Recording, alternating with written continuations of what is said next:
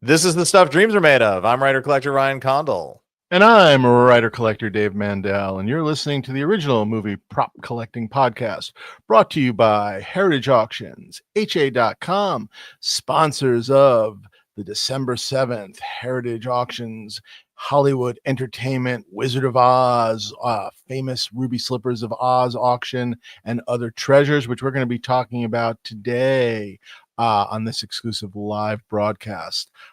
So that's December 7th. HA.com live auction in Dallas, Texas. And we're going to be talking all about the catalog today. So maybe already just get your catalogs out and get ready. So Prepare yourselves. Yes, prepare with a catalog. And Tangy, yes, you made it for the intro. Congratulations. Hello, Ryan, Hello, along Dave. with Tangy. Hello, how are you? Hello, chat room people. Thank you for Yes. joining us Hello, live. chatters. Thank you. Yeah. This is exciting. I think this is Dave. This is our last auction of the year, I believe. Until next week's auction. No, Yeah. But a lot of auctions.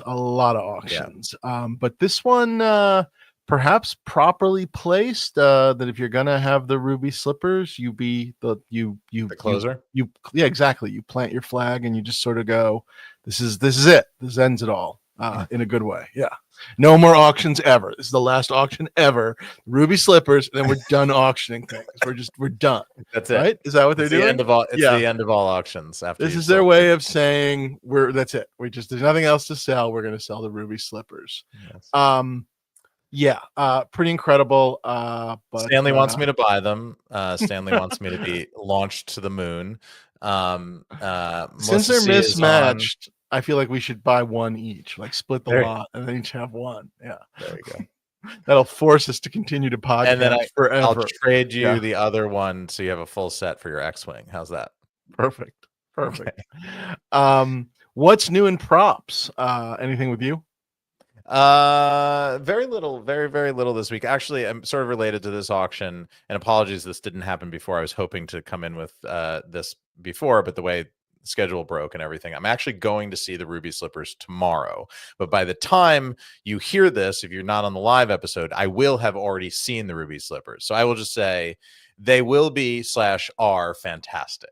But I'm very excited. And you will make a really funny video that everyone should watch because it's up now. Parentheses, it's not up yet, but it'll be up now. Yeah, right. Some version of that. Yeah, exactly. And I'm usually very weird about going to see props that I love that I'm worried that I won't be able to win or own because I don't want to get too attached to them unless I can own them. But because there's no real hope of me ever owning these, I'm actually super excited to go see them in a kind of fanny sort of way that I don't have aspirations of owning, buying these. But these are legendary, and this is one of the finest sets. And actually, we have a special guest coming on later, and I want to actually ask him where these sort of sit in the hierarchy, because I was talking about it with friend of the podcast, Kellen Mao, yesterday, and we were sort of wondering where these fall in the sort of Kent Warner ruby slippers hierarchy as he sort of ranked them as he doled them out to people. So I'm curious what his read on it is. But this is a hero set, Judy Garland written in the shoe, screen matched, just absolutely fantastic. We'll get to those when we get down the road on the auction, but just legendary. And I've now been around long enough, as have you, to see two of these go under hammer, two different sets. So this is just very, very exciting to actually be there and be able to go. This will be your third set, right, of seeing slippers in general, right? This is the third that you've ever seen, which is pretty incredible too. In the Smithsonian set, saw the other set when they went when they went up for auction, saw those at kind of a distance, and then saw them in the Academy Museum sort of preview gallery, the costume show that they put on before the museum auction opened, and now seeing these in person. So 3 of the 4 that are known to be out there, I will have been within stealing distance, I guess, as the Judy Garland Museum guys would have called it. The guys that thought those were a couple of people mentioned, both Frank Berman and #1 Marveled fan, the non-ruby slippers, if only they were made of real rubies.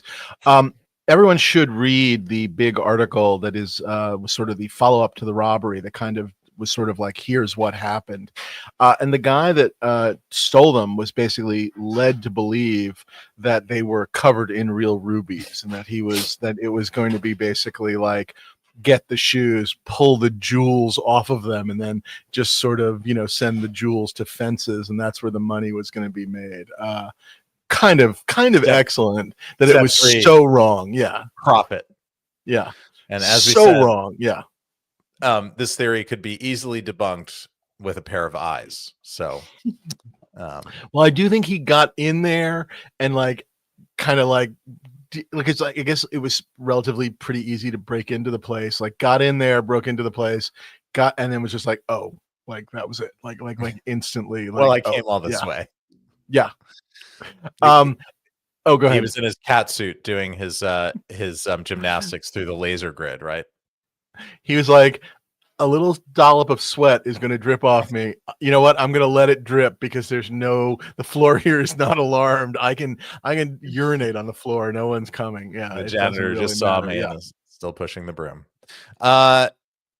Yeah, so we'll talk about a lot of ruby slippers tonight, but we figured because there's a relatively short catalog as far as these giant mega sales go, because it's featuring the slippers, that we actually thought we would just do one of our traditional old school kind of page turns through it. So I think we'll breeze through the photography stuff at this section. There's a couple things that Dave and I wanted to talk out or call out, and then we'll just kind of go page by page and talk about the things that that excite us and wow us as we go on. And of course, we'll field listener questions as well as we go. Please, if anything is hitting you, but we're in theory where this is going to be an old fashioned one where we're going to kind of talk a little bit about everything. So yell if there's something you care about one way or another.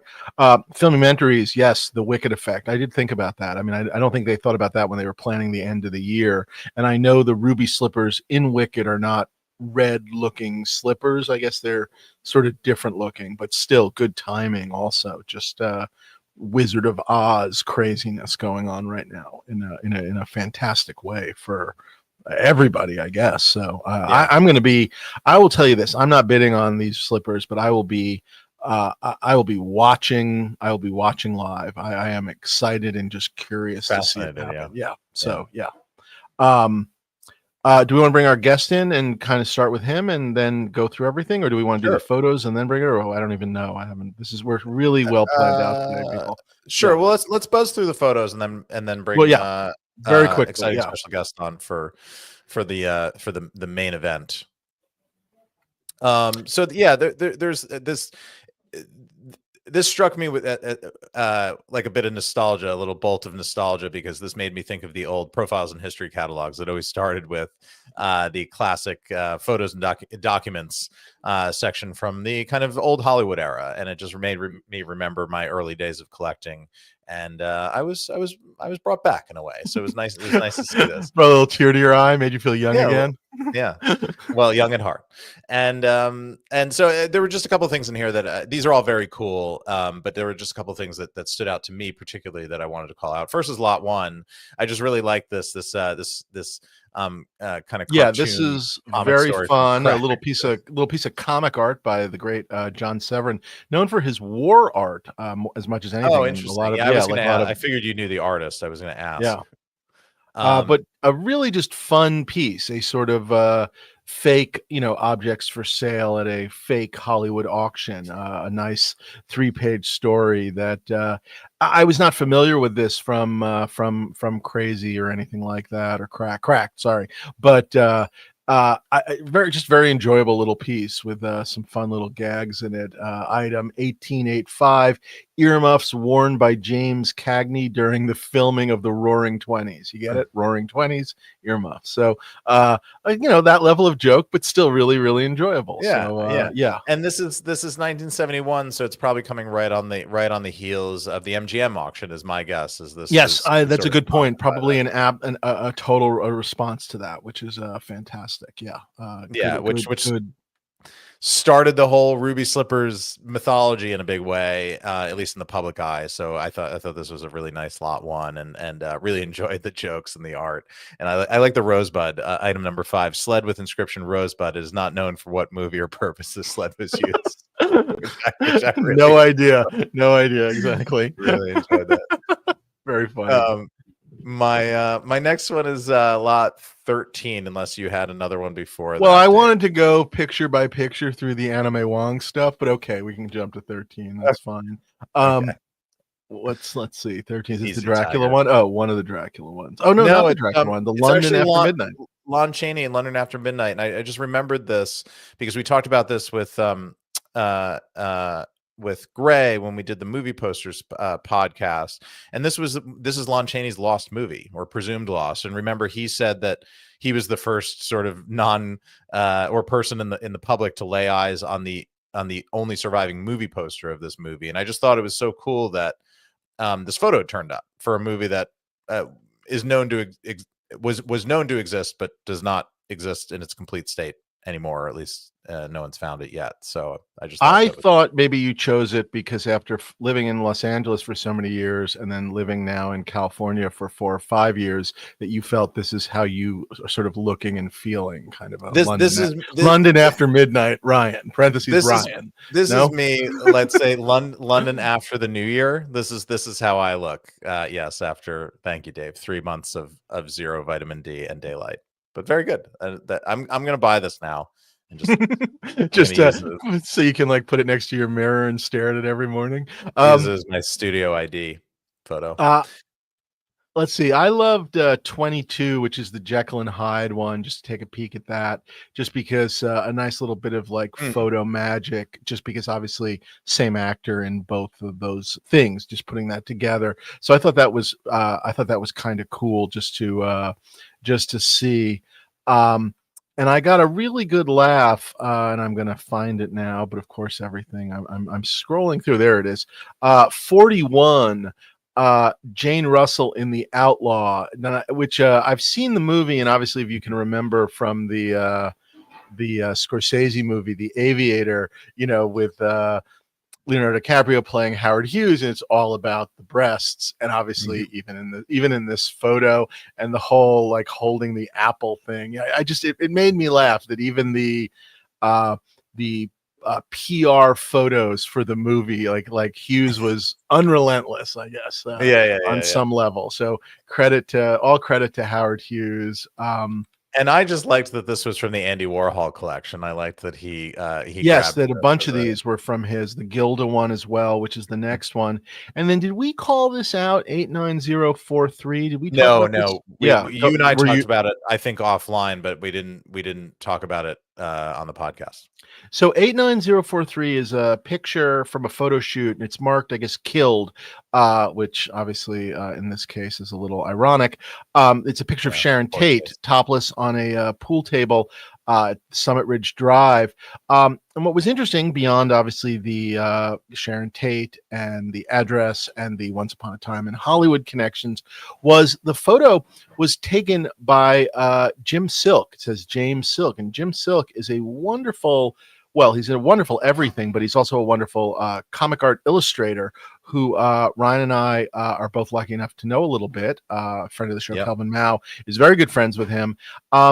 And he was here in Hollywood in the sort of 60s and 70s and worked with Peckinpah and a whole bunch of guys, and had his own film magazine for a while and was on set with Alfred Hitchcock and whatnot. We got to get him on the show as a guest.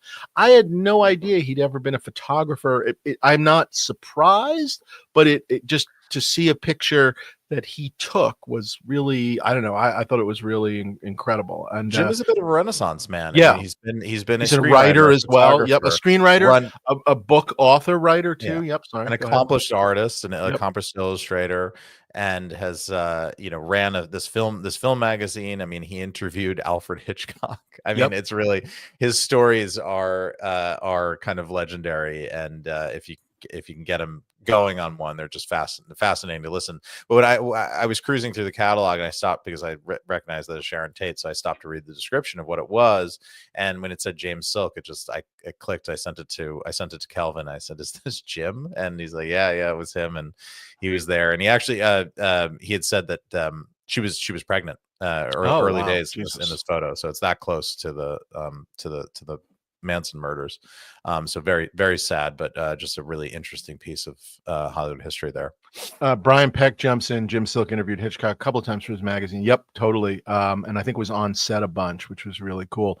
The other thing that I find, the interesting thing about this photo is I think Quentin Tarantino would approve because you get to see her feet. So I think it's a little something for everybody. Yeah, thank you for jumping in there, Brian.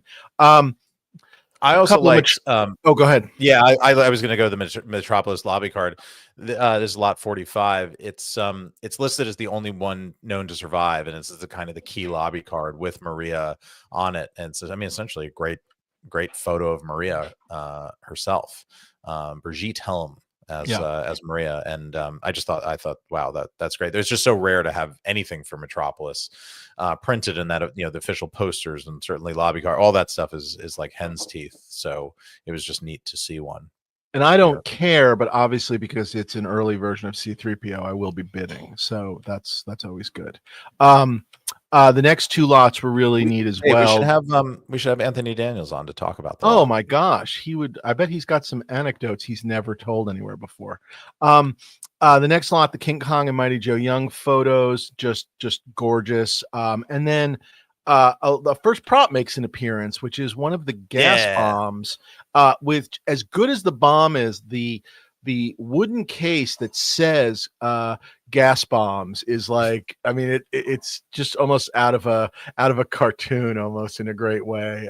Here, where are the gas bombs? Right there in the box marked gas bombs. And to have anything from King Kong. I mean, wow. It's screen matched. I mean, yeah.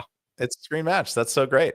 I didn't realize there was anything matchable back to that era, but I think that's fantastic. And you can see it very clearly in the photo there. The little, really incredible sort of knot in the wood between gas and bombs.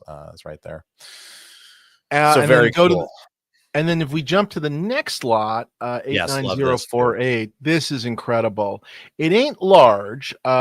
It's because it is a prelim, but it's prelim for the French release of the Maltese Falcon, which connecting a bunch of our other shows, I picked up on 4K and have watched actually a couple of times since picking it up in the last couple of weeks, or last week, really. I've watched it like twice I hadn't seen it in a long time. And God, it's good.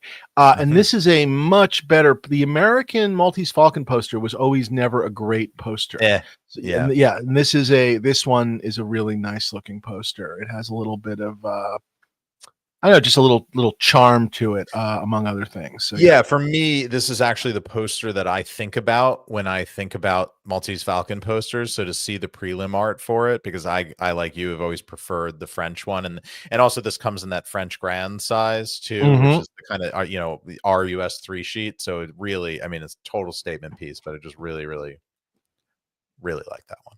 Yeah, really, really gorgeous. This is off topic slightly, but maybe not.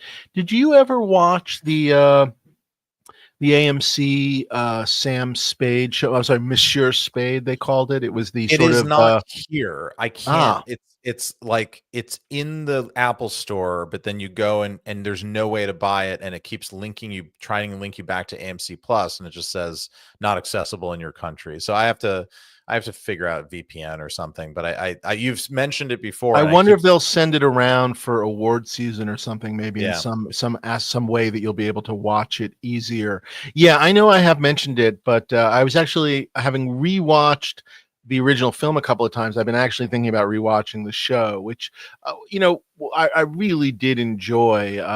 And in a world of so many like 30-year later sequels, this had a different feel in a way that I don't know, that I enjoyed. So anyway, I'm plugging it again. I had nothing to do with it, but I'm plugging it again. Let's just keep moving along. There's a couple of these other Bogart movie poster prelims. None that I know quite as well, Dead Reckoning and whatnot, but certainly very cool. And then obviously the Oscar for Humphrey Bogart for uh, The African Queen. the African Queen, which is just kind of That's wild to great. see. Yeah, just the fact that exists is wonderful. Belongs in a museum, etc., etc., etc. Lyrics to Chestnuts Roasting on an Open Fire, fascinating. Another Oscar. I'm just kind of cruising along here. Some other Gentleman's poster Agreement. art. Yeah. A Howdy Doody sort of puppet thing that I fascinated by. Wonderful stills of Marilyn Did you Monroe. watch Sort that of show in rerun, or is that's all as a before you, little right? kid, I did see it on Channel 5 in New York, mainly because it meant a lot to my mother. So Mm. I don't really have any specific like, oh, I loved it, but she sort of would like, this was a thing I watched, like Buffalo Bill and Clarabelle the Clown. So I did see it. I'm not sure it affected me one way or another, but unlike perhaps my children, I at least know who Howdy Doody is. So yeah. Do you have awareness of Howdy Doody, or is that something that came to you later in life? No, I knew. Yeah, I knew of it because of my mom. Gotcha. And she would talk about it, and I knew the song, and my parents probably Yep. like, I don't know, did the jingle or whatever, and I knew him by sight, but I never saw the show or anything like that. I always think of Captain Howdy, which of course is a much different thing. So um, and that takes us on page 58 to the best of Edith Head. Do we want to yeah, zip through this? Was there anything that you stopped you here? I mean, I thought it yeah. I was mean, as all it always wonderful. does. Yeah. Yeah, I know. I Rear I Window. don't want to bore the audience with me pretending that like I really like these and I'm going to buy one and then I don't buy one. But yeah, I mean, it's a who's who of the pieces you would want. There's a Rear Window. There's a Sabrina. There's a To Catch a Thief. There's a Vertigo. Yeah, Yeah, Breakfast at Tiffany's. Yeah, and the Birds, Tippi yeah, Hedren, and yeah, it's kind of this is the top five, I think, that yeah. you would probably reach No, for. these I think are specifically chosen for this auction for those reasons, and they are Mhm. incredible. And I should buy one. I should have one in my collection. I think if I bought one, I'm interested. The Vertigo one is always. I always get. I know it's not your favorite. I always get drawn to Vertigo.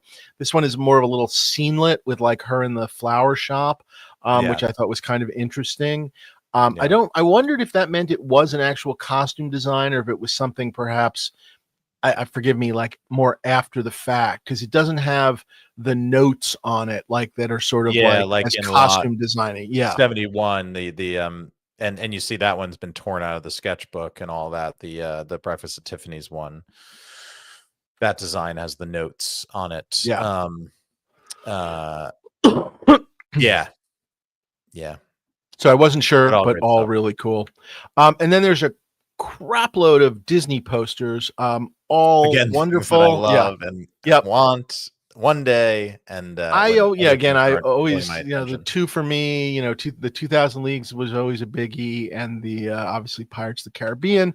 But Right. having worked briefly for the Walt Disney Company in the late 90s, I will never actually buy one and put one on the wall, at least till they pay me the money they owe me. So yeah, the Walt Disney Company, brought to you by Heritage. And if Walt Disney or any of his surviving relatives are listening, you can write dreamsareMadeOfPodcast@gmail.com and reach out for invoice payment information if you would like to make whole Mr. Dickens. I'm here waiting for both the money and an apology. But anyway, I'm not going to hold my breath. So yeah.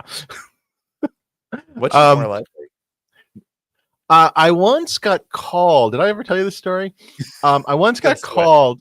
I once got called by I think it was someone at ABC, which is sort of where I sort of was a Touchstone Television / Mhm. ABC. I can't remember what it was about. It was years later. And I don't know, it was about something. And I had I can't remember if I had my agent or my lawyer said to them, say to them, well, you owe me money and I'd like an apology. And whoever it was, I'm not even sure if they were born back when the initial offense occurred, but was, and had no shame and was like, well, I'll happily apologize. So I guess the apology is easier, but I kind of would like the money. So yeah, Yeah, yeah, yeah, yeah, figured yeah, that, yeah, especially 25 years later. yeah. So, Um, and is this a good point yeah, post yeah, let's bring on our extra yeah. special guest. You know him, you love him. He wrote that for himself. Hello. Brian Chanis from Heritage Auctions. Hey, Brian, how are you today? Very well, thanks, guys. Hey, Brian. Thank you for bearing with us while we whipped through the top half of the auction, but it was all interesting and certainly well chosen. I wanted to ask you, with something like the mini Edith Head section, was every idea of this sort of like whatever we're going to put in this catalog is going to be Ruby Slippers-esque? Like it's not just going to be here's an Edith Head drawing from like, I don't know, a Judy Garland movie you've never heard of. It's got to be Ruby Slippers level. Was that the concept of this entire auction catalog? Yes, for the most part, it was the best of the best, and exemplars from across the board, from silent era, like you mentioned, London After Midnight, all the way up to, more modern movies. Yeah. It jumps out at you. I mean, again, I kind of knew the answer, obviously, but it really does hit you in the sense that you are just seeing just really special stuff, like on every page, top to bottom. And obviously, the slippers speak for themselves, and you're building to that. But just amazing stuff. I mean, just even like we were talking a little bit about the King Kong gas bombs. It's like I've never seen anything like that. Just really, really incredible. And was this? I'm always curious. Was like you knew you got the slippers, like, I don't know, not exactly a year ago, right? It was sort of like last, like spring, maybe was kind It of was when you knew. actually February is when Okay. the FBI repatriated them to Michael Shaw. Okay, so almost a year, so basically like Mhm. 10 months. Was this end of the year auction already on your guys' minds, or did the slippers really bring it together and then you really just started in the last 10 months looking for things where you were kind of going, whether it was going to previous like consigners or things you knew were out there? Hey, I know you've never wanted to sell your King Kong gas bomb, but we're doing a really special auction. It's going to have the ruby slippers. Is that sort of how it works? Is that the recruiting idea? Is that like, how does it come together once you know you have these slippers? Okay, well, we had the slippers and we said, okay, we're going to build the best of the best sale around it. Okay. And then frankly, it kind of happened organically. I mean, I got the call from the gas bomb in particular. It was a few months ago, and I just said, this is perfect. And of course, it's a great thing to energize the consigner to say that your item is going to be among the best of the best in a boutique sale Right. like this. It kind of is a nice motivator. Were there like things, and you don't have to be specific because we don't want to dump on any consigner, but did things come your way where people wanted in, so to speak, and you're kind of like, well, I'm not sure that's Ruby Slippers best of the best material. However, you might actually tell it to them a little let them down easy, like that's more of a March auction kind of a piece, kind of a thing. Sure, like a regular signature sale, something along those lines. And frankly, we just didn't want to have a monster of a catalog and dilute the currency, so to speak. So, basically, we just said, we only have a few slots available for this. No, makes total sense. Should we start diving through, Ryan? And Yeah, just kind let's of do that. as I have things tons of come up? questions Yeah, about the shoes when we get there, but I know. let's get there when we get save there. them for the slippers. Yeah. But 89084, which is kind of where we were, Bart, if you're going back in the catalog, is a Mentor Hubner flying saucer art piece from Forbidden Planet, which actually they just recently announced they're going to try they're doing a new version of this Brian K. Vaughan, the wonderful comic writer, creator, and movie writer as well, but a wonderful creator of Why the Last Man and a bunch of other stuff, Saga, Paper Girls, Saga. So I'm very excited to see sort of what he does with this, but just an iconic image by Hubner, one of the great movie production artists, Charlie and the Chocolate Factory, all these other things. Just gorgeous, gorgeous piece. And again, just really well chosen here. Really, really, really pretty. Were there things that you guys went to consigners kind of knowing like, oh, this guy's always been talking about selling something. This seems like if we let him know we're doing this special thing, maybe this will be the auction that breaks it out. Like, was that a selling point with like for you guys, if you will, to go shopping for certain things? Absolutely. I mean, the ruby slippers and the witch's hat, provide such leverage, to pry, shake things loose from the trees, so to speak, of the people that have things that we've been wanting to, sell and represent over the years. You're right. Yeah. Absolutely. Yeah, and I'm sure the Oz stuff too. It's even easier with the Oz stuff because you were able to put together such a neat Oz collection at the end of the catalog. I'm sure all of that was kind of prompted and fed. The slippers are sort of leading the pack, and everybody's drafting behind all of that in a great way. Yeah. I love the Forbidden Planet drawing. Yeah. I thought I wouldn't even think anything like that would have survived. So that was really cool to see. Yeah, I mean, it's a little bit of everything in one in that piece. And then some more gorgeous poster art. I mean, yeah, Seventh Voyage of Sinbad, 5 Weeks in a Balloon. The Great Escape is coming up a little bit. Really just gorgeous poster art from like, I don't know what to say, big titles. I don't know, I don't know what else to call it. Big titles. I love the 87, the Manchurian Candidate shooting script. Sorry, just to go back one. Yeah. That's I love that movie. That's a movie when I was sort of in my teenage, like crazy movie going years. That's when they sort of like let that movie out of the prison that it had been in, and it was a real. I'm very conscious of sort of like the story of that movie, of how, the movie came out and then it was so close to the Kennedy assassination and Sinatra's connection to the Kennedys, and they kind of pulled it and like whatever. And then all of a sudden, I can't remember what year it was when this thing came out. I guess it must have been in the late 80s when they kind of re-released this. And I remember going to the local revival theater to see this on the big screen. Just such a great movie. Angela Lansbury, just vicious in it. If you think of her as, like as sort of the, always the sort of dowdy, like old lady, whatever. And she's just, yes, but so just fierce and vicious in this, just really wonderful, just great acting in this movie. So the original script is really neat. 8-8, the Great Escape poster art that you mentioned, Ryan, really gorgeous. Oddly, the Steve McQueen version, not the Leonardo DiCaprio version. It almost happened, right? Right. The Rick Dalton version. Rick Dalton version. Yes. Very good. I really liked Lot 89. I'm a big Richard Matheson fan. Yeah. And actually was turned on to his writing by Stephen King, talking about him a lot in his book on writing because he was such an influence on him. And I went and read all of his he had this great short story collection and novella collection, and I Am Legend is in there. That's where the original I Am Legend came from, was with Matheson. So it's just very cool to see this typewriter that all of those iconic stories were churned out from. Yeah, these typewriters obviously show up from time to time.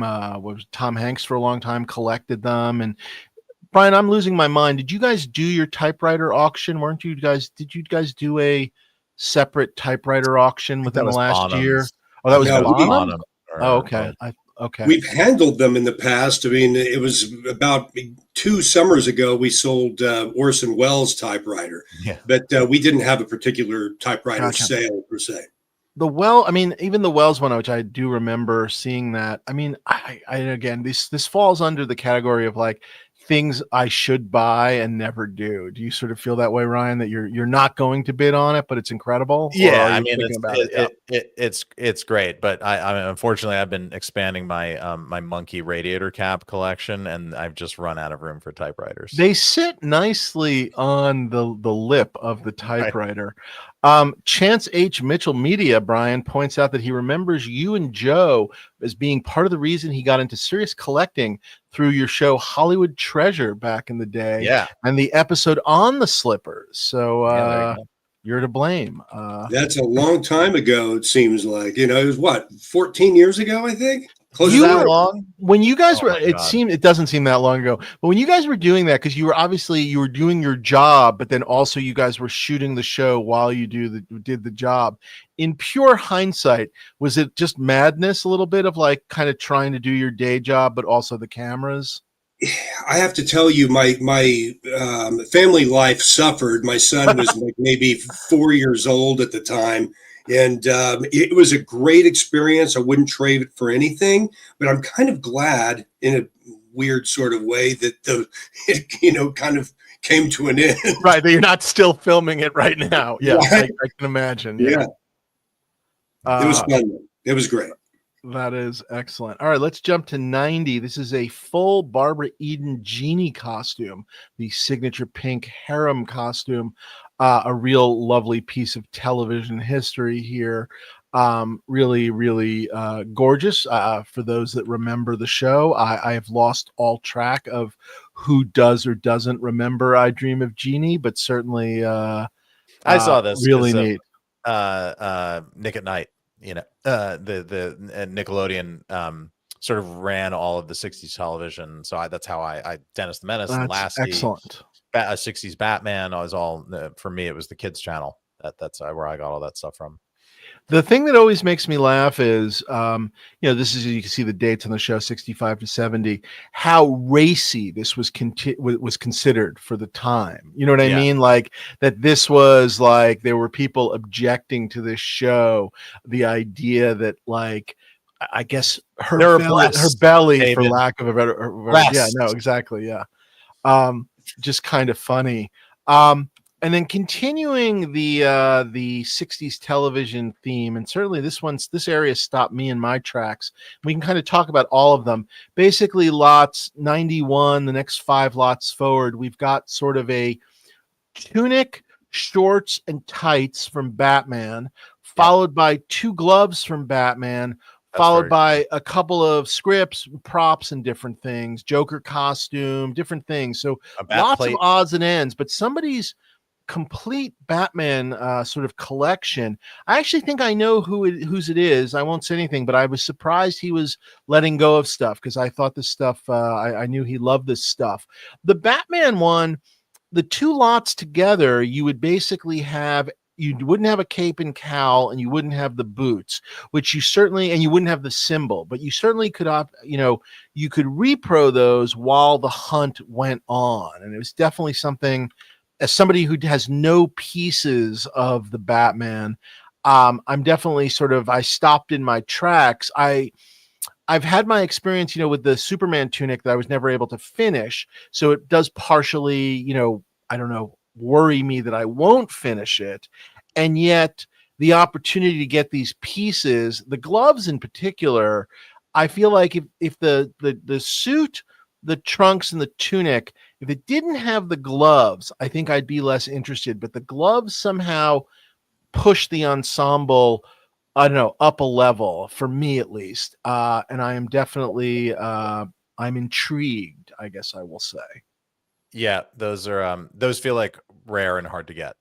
Well, and obviously, I'm sorry. Go ahead. No, go ahead, please, Brian. Yeah, because Adam West actually directly consigned those with me at Profiles in History way back when. These were previously in Profiles, bought by the guy that bought them, and now years later, correct. Yes. But I mean, Adam himself came by when we had our place on Doheny and Wilshire in Beverly Hills, Wow. and believe it or not, in person, you guys have probably met him, but I mean, he speaks just like Batman does. I mean, that affected. I never got to meet him, but yeah. Oh, it's a pleasure meeting you, Brian. Just very, those guys, the actors from back then, they were very highly trained with linguistics. He used to do the Conan O'Brien show a lot because Conan had written Look Well, which you can see the pilot of, which was a failed pilot of him as a former TV detective trying to work as a detective. It was a really funny. I think Conan did it with Robert Smigel. You can find it on YouTube. Oh, wow. But he was therefore a guest often on the Conan show. And so he was in the building a bunch when I was on SNL. And he was down there once. I don't think I've told this story. And we had a sketch up on SNL. We went down to see if we could get him to come in and do the sketch. It was have I told you this story? It was the Heather Locklear show, and we were doing a superhero sketch that I had actually written. And the sketch was basically Heather Locklear going in front of the Justice League to complain about her costume and her secret identity because, Batman is Batman, she's Superman, and she was basically, her secret identity was high-priced call girl, and her basically it was like 10-inch stiletto heels and thigh-high boots and a bustier, and basically it was just them all being very sexist and slightly racist. And he was sort of an old like I can't remember what we called him, but he was sort of like an old golden age hero that was extra sexist and racist, that was suggesting that she get herself like a teenage girl sidekick and that they could tickle each other or something like that. But we went down to sort of pitch him on it, and it was just like, why, yes, I'd be interested in that, citizen. Yeah. So kind of did that. Whatever. Very funny. Yes, exactly. He said yes to it, and he asked for his per diem in cash, and that was what I remember about Adam West. And it was pretty great. The sketch did not make air, made it to dress, did not make air, and I always liked that. Robbed. Sketch. So yeah, robbed. Yeah. So I do really love those things. There's the license plate, some scripts, which are nice. The Joker costume, sort of the Pagliacci costume, which obviously is not the classic, but very memorable from the episode. And then other villain pieces. So we've got a Mr. Freeze think helmet. of the crazy Joe Davola, Dave. Oh, that's true. That's the same or almost the same costume. Yeah. Catwoman belt, which is gorgeous. And then I love these two pieces in particular, which are the Vote for Batman and the Penguin for Mayor, which obviously had sort of a funny influence on Batman Returns, if you actually think about the Penguin for Mayor. But I also just love the fact that Vote for Batman obviously has Adam West on it, and that the Pengy has Burgess Meredith on it. I also get a kick out of Tipper Canoe and Pengy too.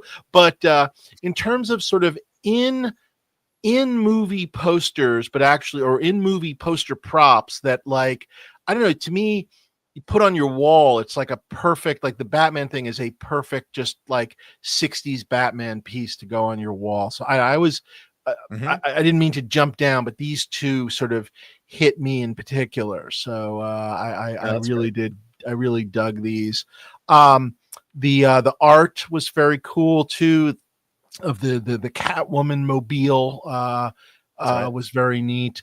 And then you'll never get pulled over by the police driving that. So and then we come to 102, which is a show I've really never seen, but it is Dark Shadows.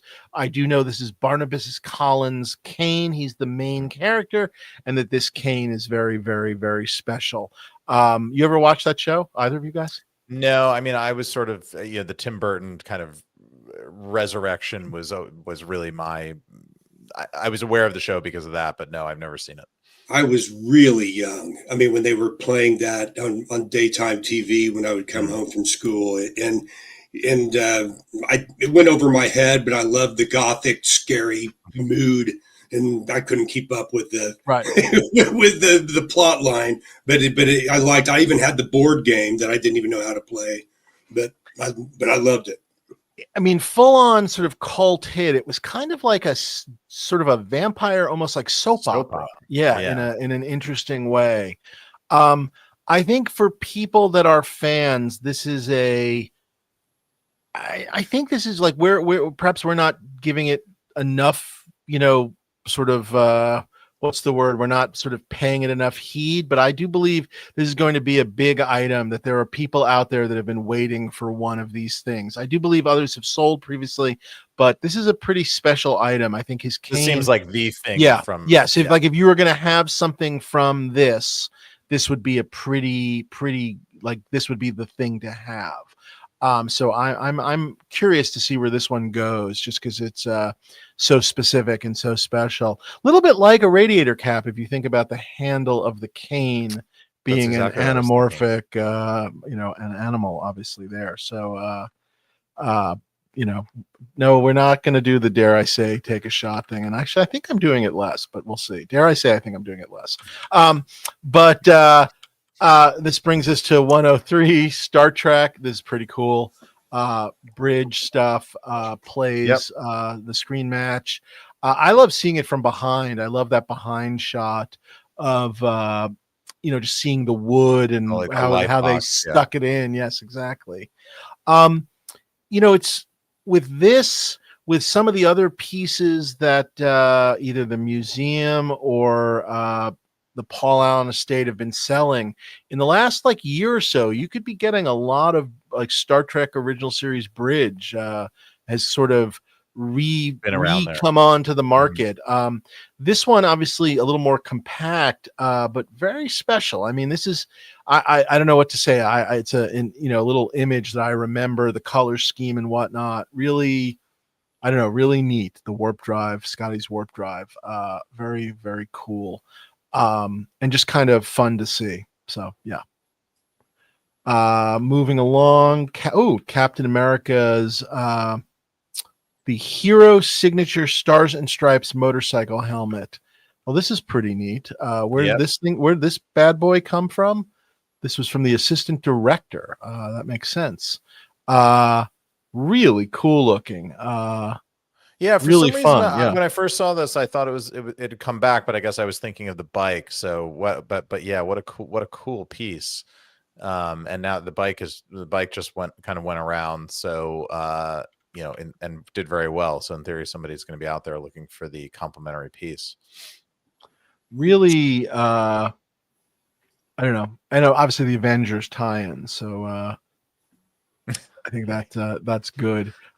Mike asked, would I add LEDs to the light box? Yeah, I think that's what I would do, because they won't heat up, obviously, so you're not going to damage anything. But I think that is the way to do it, and it would be fun to sort of have it in something that would light up. So I think that would be pretty special, and kind of be able to see it in all its lit up charm. I just want to say hi to Jamie Benning from the Filmumentaries podcast. We've had him on, friend of the podcast. We've both been on, I think, and chatted with him. But hello, Jamie. And he's saying he once got to see Peter Fonda do the hill run at Goodwood on the bike. That's kind of amazing. That'd be a thing to witness. Goodwood is a big the Goodwood Festival of Speed. Is a big car nut event out here in England once a year in September, I believe, and big thing for the car nuts. And it's something I've always wanted to do, but it always falls at an unfortunate time during our production schedule. So one year I shall do it. Will you do the hill run or whatever it's called? On Peter Fonda's bike. Yeah, perfect. Yeah, there's a big race up this hill, yeah, it's there you go. Am I thinking of the right, or is Goodwood is the US? I don't know. Jamie? I think Goodwood is in England, but I think it's an old I don't think it's a race up a hill like Pikes Peak. I think it's on an old airfield from. Yeah, I think I'm confusing Pikes the Pikes run, but Goodwood is here, and there's like a vintage car race element to it, but it's also a car show, so you can bring your cars. There's a concours thing where they judge the cars and all that. It's all the best, finest. There we go, West Sussex, England. I had it right, and I think you can actually take the Orient Express there. There's like a fancy. You ride the train out. And you dress up like a ladies and gentlemen, and you ride on the old timey train and take it out to the festival. Pikes Peak is in the USA. Yes, I knew, but Pikes Peak was in the USA. I think It's it was on my before bucket list. but there you go. Goodwood. Brian, are you a car person as well? I am. I'm a car and motorcycle. Yeah, I'm a gearhead at heart. Yeah. Did you put the Captain America helmet on? Did you feel the need to just? I did not. I've got a big melon, and I wouldn't want any more paint to flake off of it. But I love that thing. It's this guy approached us, and good things come in small packages, and that can fit on a bookshelf, and it just personifies the 60s and that counterculture movement. Super cool. It's the movement, and then also it's kind of the birth in a way of 70s cool movies, independent like film, like non-studio crappy movies. So there's a whole tie-in to that as well, which I think is kind of an interesting piece of symbolism beyond what the movie stood for, which I think is really kind of cool. Right. I was going to say that Goodwood sounds like the kind of place where one might find a group of people, enthusiasts, if you will, that would be interested in a display of monkey radiator caps, like a hall of monkey radiator caps, or a tent of monkey radiator caps. So perhaps I'll speak to the folks at Goodwood about a traveling display of some sort. I think even they will think that you've gone too far. They are. I mean, some of those radiator caps are, elite crystal, and some of them are just really, there's a way for you to kind of elegantly customize your Duesenberg, See. Show me your Lily Crystal monkey, Dave, and I will take it back. I need someone to make a Lalique Crystal monkey radiator cap and sell it to me. Sorry. 89105 is a Robert McCall piece of space art called Heavy Traffic. McCall is, of course, the artist of the 2001 poster. I think did work for NASA's concept art, but also did work for NASA as well. And my guess is this is sort of more connected perhaps to his NASA work, but really cool. Did mission patches, postage stamps, Star Trek the Motion Picture. This is certainly really cool. It is very 2001 without obviously being specifically from 2001. And in a world where perhaps you can't get the 2001 poster art, this is pretty damn cool. So pretty good. Pretty gorgeous. Also interesting because obviously you're sort of seeing early versions, I guess, 1970 versions of early ideas of what the shuttle might look like. Because the shuttle was on I think the drawing plans for a long time, but obviously they hadn't, certainly it has sort of the plane aspect to it, but obviously it changed very much. But you can sort of see it in that piece, the idea of what a shuttle would be like. So I thought that was kind of interesting as well. That 106. Brings us 106. We've seen these before, but this is a gorgeous example. Willy Wonka and the Chocolate Factory golden ticket prop. This is just a really, really nice example. Is this one that's come back around, Brian, or is this a kind of new to market one? Because I know this one is new to market. But it was consigned by the person whose father. He was a production assistant in Munich when the film was being shot. And his father was one of the Quaker Oats executives, and Quaker Oats was one of the sponsors of the film. But it's basically like the Willy Wonka, the original. I consider it like the Wizard of Oz from my generation, at least. I was 5 years old when it came out. But and the Golden Ticket was kind of like the Ruby Slippers. It was one of the main plot driving devices of the film, it's a super important piece from my generation, at least. No, I'm 100% with you. It's I don't know. Sometimes I have gone back and watched it, and you kind of sometimes have to fast forward a little bit, or at least get to the Chocolate Factory. But the ticket, and sort of just the way the movie starts with the coverage of the ticket, like all the news breaks as the different people are finding it and how they're finding it. It's particularly gorgeous. The question is coming up: is this one? Was not specifically used because it looks so perfect, or do we know? Yeah, how do we tell? It's from production, but there's not enough information really. As you guys know, you have to have a tell. Like the the motorcycle helmet that we just discussed. I mean, it's got studio abrasions that and everything like, maps out and screen matches. Not enough information on that, but the fact that it's from the production and survived. And these are a lot of people don't understand. It's like a gold foil. It's not on printed. It's not a type of paper at all. It's actually metal. If you flick it, it kind of feels like tin foil or sounds like tin foil, and they were hand cut all around them, those scallops. And, so I don't think there are that many of them around. I mean, it would be anyone's guess how many, but the fact that not that many of them have come out means that most of them are extinct. Yeah. Really, really gorgeous. I got to see one in person years ago. I can't remember, where I saw it, but I got to kind of, not handle it, but like look at it. And yeah, it's they're kind of mind melting in a great way, especially if you were a kid when you saw the movie. We're gonna stop on this next one, 89107. Just incredible. Yeah, this is fabulous. And I'll start with the fact that I had no idea this existed. The Puzo notebook is very well known. He tells the story of how he took the book. Coppola took the book, tore the pages out, and basically had them sort of mounted in a notebook that he then wrote his notes on. And a couple of years ago, they actually did a limited edition, like box set of sort of a reproduction of Coppola's notebook of Puzo's novel with all the notes. And the actual Coppola one is actually at the Academy Museum right now on display in their Godfather exhibit, which I think is going on into the beginning of next year, but maybe not much longer. So if you haven't seen it, be aware of that. This, it turns out, which I did not know until this piece surfaced, is that Coppola made three additional copies.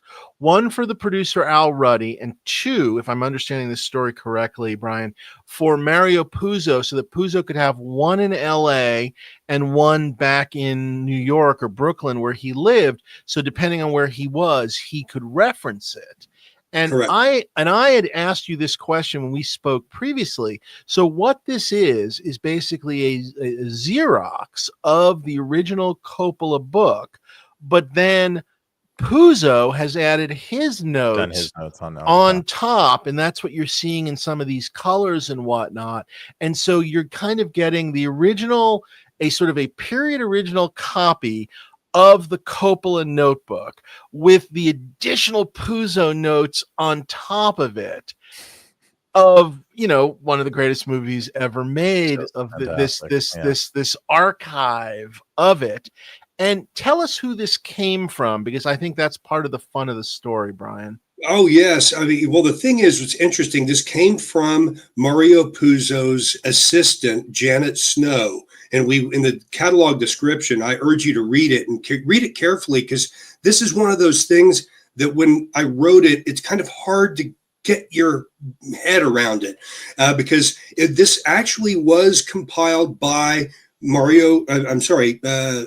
Ford Coppola. Even the tabs, everything looks like Coppola's copy, because he wanted it to be truly an analog, so then everyone would be on the same page, if you will. But then, of course, Mario made his notations on this particular one, which obviously Coppola's version at the Academy does not have. But yes, Janet worked very, very closely with him, because he was a genius novelist. As you guys know, for anyone to talk about this, you guys are behind the scenes. Screenwriting is a different skill set entirely from writing a novel. And supposedly, when I spoke with Janet in depth, wrapping my head around this, she actually, he was literally, his hair was falling out. But during that time period before Coppola came aboard, and because they were wanting to actually have it set in the 70s. They were wanting for cost saving, and they were really wanting to bastardize, his original vision for the novel. And so Coppola got it. And so that's when he began making his own production Bible, his notebook. And then, Puzo, then weighed in on fine tuning, the adaptation for the screen. But, this is Janet's. I mean, Puzo gave this to her, and it comes along with other nice little gems and, notes from Coppola from that time period, and so forth. So anyway, it's a really special, foundational document for the film. Yeah, and the notes themselves are incredible because both guys, and obviously the Coppola stuff you may have seen previously, but no one's ever seen these Puzo notes. And he's kind of playing off the Coppola notes, but they're often talking about motivation and like sort of why characters are doing things. And if you obsess on The Godfather, I think as much as I do, certainly, it's just a pleasure to sort of just sort of see this stuff and the way they're there's almost like an interplay. There's a sense of their conversations, which I think is kind of fascinating as well. So just really, really cool to see. And the extra stuff, the autographed, the book and whatnot to Janet, pictures of them playing tennis, which is very funny, as well. But just really, really gorgeous. Oh, go ahead. I love the detail about the stained bag from Chasen's that Puzo threw his meal. Oh, when he had to get out of there quickly, get away from Sinatra when he came with his goons, threatening to beat him up for suggesting that Sinatra had mob ties. I love that the doggy bag survived. Well, good. One thing that I wanted to interject before turning the page is that, as you guys understand in collecting, these things represent stories. I mean, everyone loves to share the backstory behind it, and this thing is rife with them. Yeah, I mean, it's kind of the inside baseball, what was going on during the production. It's really a special item. I wondered if this was for you, Dave. I mean, this feels like you've always talked about trying to find. I love this movie. I love this thing. I'm not going to lie. The 50,000 starting bid is not insignificant, but I think I'm going to probably be on the phone for this, or at least thinking about it.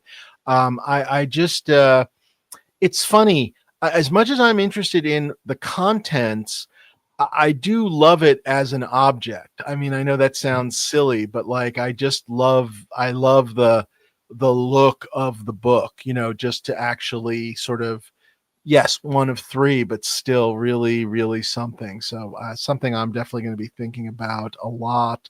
Very also just curious to sort of, see what Puzo had to add, just even in these pictures, obviously we can see the blue ink, the red ink and whatnot sort of being added, which is just, I don't know, just really, really fantastic. So very sort of, I just think this is something, in a million years, like I said, I had no idea this even existed. So, pretty incredible. Yeah.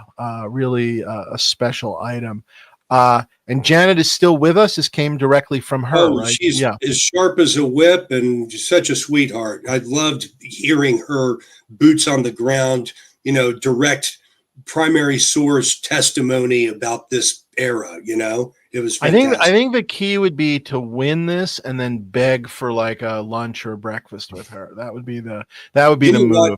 I almost guarantee you, if it didn't mean maybe flying across the globe, she would be happy to.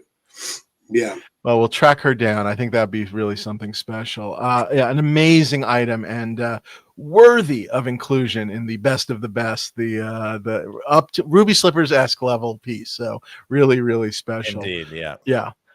Should we keep moving here? Yep. The MASH autograph, very cool period piece. Yep. This thing freaked me out. Whatever the double-eyed man from Ripley's Believe It or Not. This just frightened me, honestly. I don't know what the hell I'm looking at, but let's move on to the man-eating shark then, Dave. This was incredible. Obviously this is, I guess the British version of the Jaws thing, of the book, the novelization. Yeah. Really special. It's not an image I know, and yet of course I know it because it's Jaws in general. Right. But really, and the poster clearly aped this image. Yes. in a great way. And but I had never seen it either. I was not familiar with this particular. Well, this is your preferred version now that you're British. Correct. Yes. Yes. Yes. So in your mind, this is just the version, really. This Correct. is the only version that exists. Correct. It comforts me to know that there are a whole number of superfluous U's all throughout that book, and that they have rejected the letter Z. It makes me feel much more comfortable thinking of an Amity that doesn't have any Z's in it. Originally, it was called The Lorry. That was the original title of Jaws. Yes, someone just pointed out that the Roger Castell piece, I believe, is lost. A couple of years ago. Yeah. Oh yeah, a couple of years ago they did a gorgeous like limited print run where they sort of like did a really nice crazy print of the original, but I guess off of the photography on the from the original art, but I am surprised that somehow Spielberg somehow let that go, but who knows. But weirdly enough, the Jaws 4 art is available, so you can get that right now. You can have it right now. You can just have it. Moving on, this was incredible. I mean, I love what it is, but I also love where it came from. Yeah. Yes. 89111. This is McMurphy's watch cap from One Flew Over the Cuckoo's Nest, Jack Nicholson, but it was donated. There's a signed program donated by to a 1976 women's sports charity auction. So just wonderful provenance by the great Billie Jean King. Yeah. Oh, look at that. But just kind of an incredible sort of journey from movie wardrobe to auction item, but charity auction. Kind of, I don't know, great story, and kind of the way sometimes, especially in the 60s and 70s, when people didn't care about this stuff in the same way, these are the stories. They sound crazy to us now, but this is how things got out. It's sort of like when you hear about like the Star Wars fan club giving away C-3PO hands, and you're kind of like, I don't understand. They just gave it away. You know what I mean? And it's like, well, yeah, somebody donated this hat to an auction, and I don't know what was in that auction, but I don't know. This may not have even been the main item in the auction, but there it was. Right. But Fantasy Films, the production company, actually donated it to Billie Jean King's Women's Sports Foundation. There you go. Yeah. It comes with paperwork that shows this piece as, being one of the winning items. Gotcha.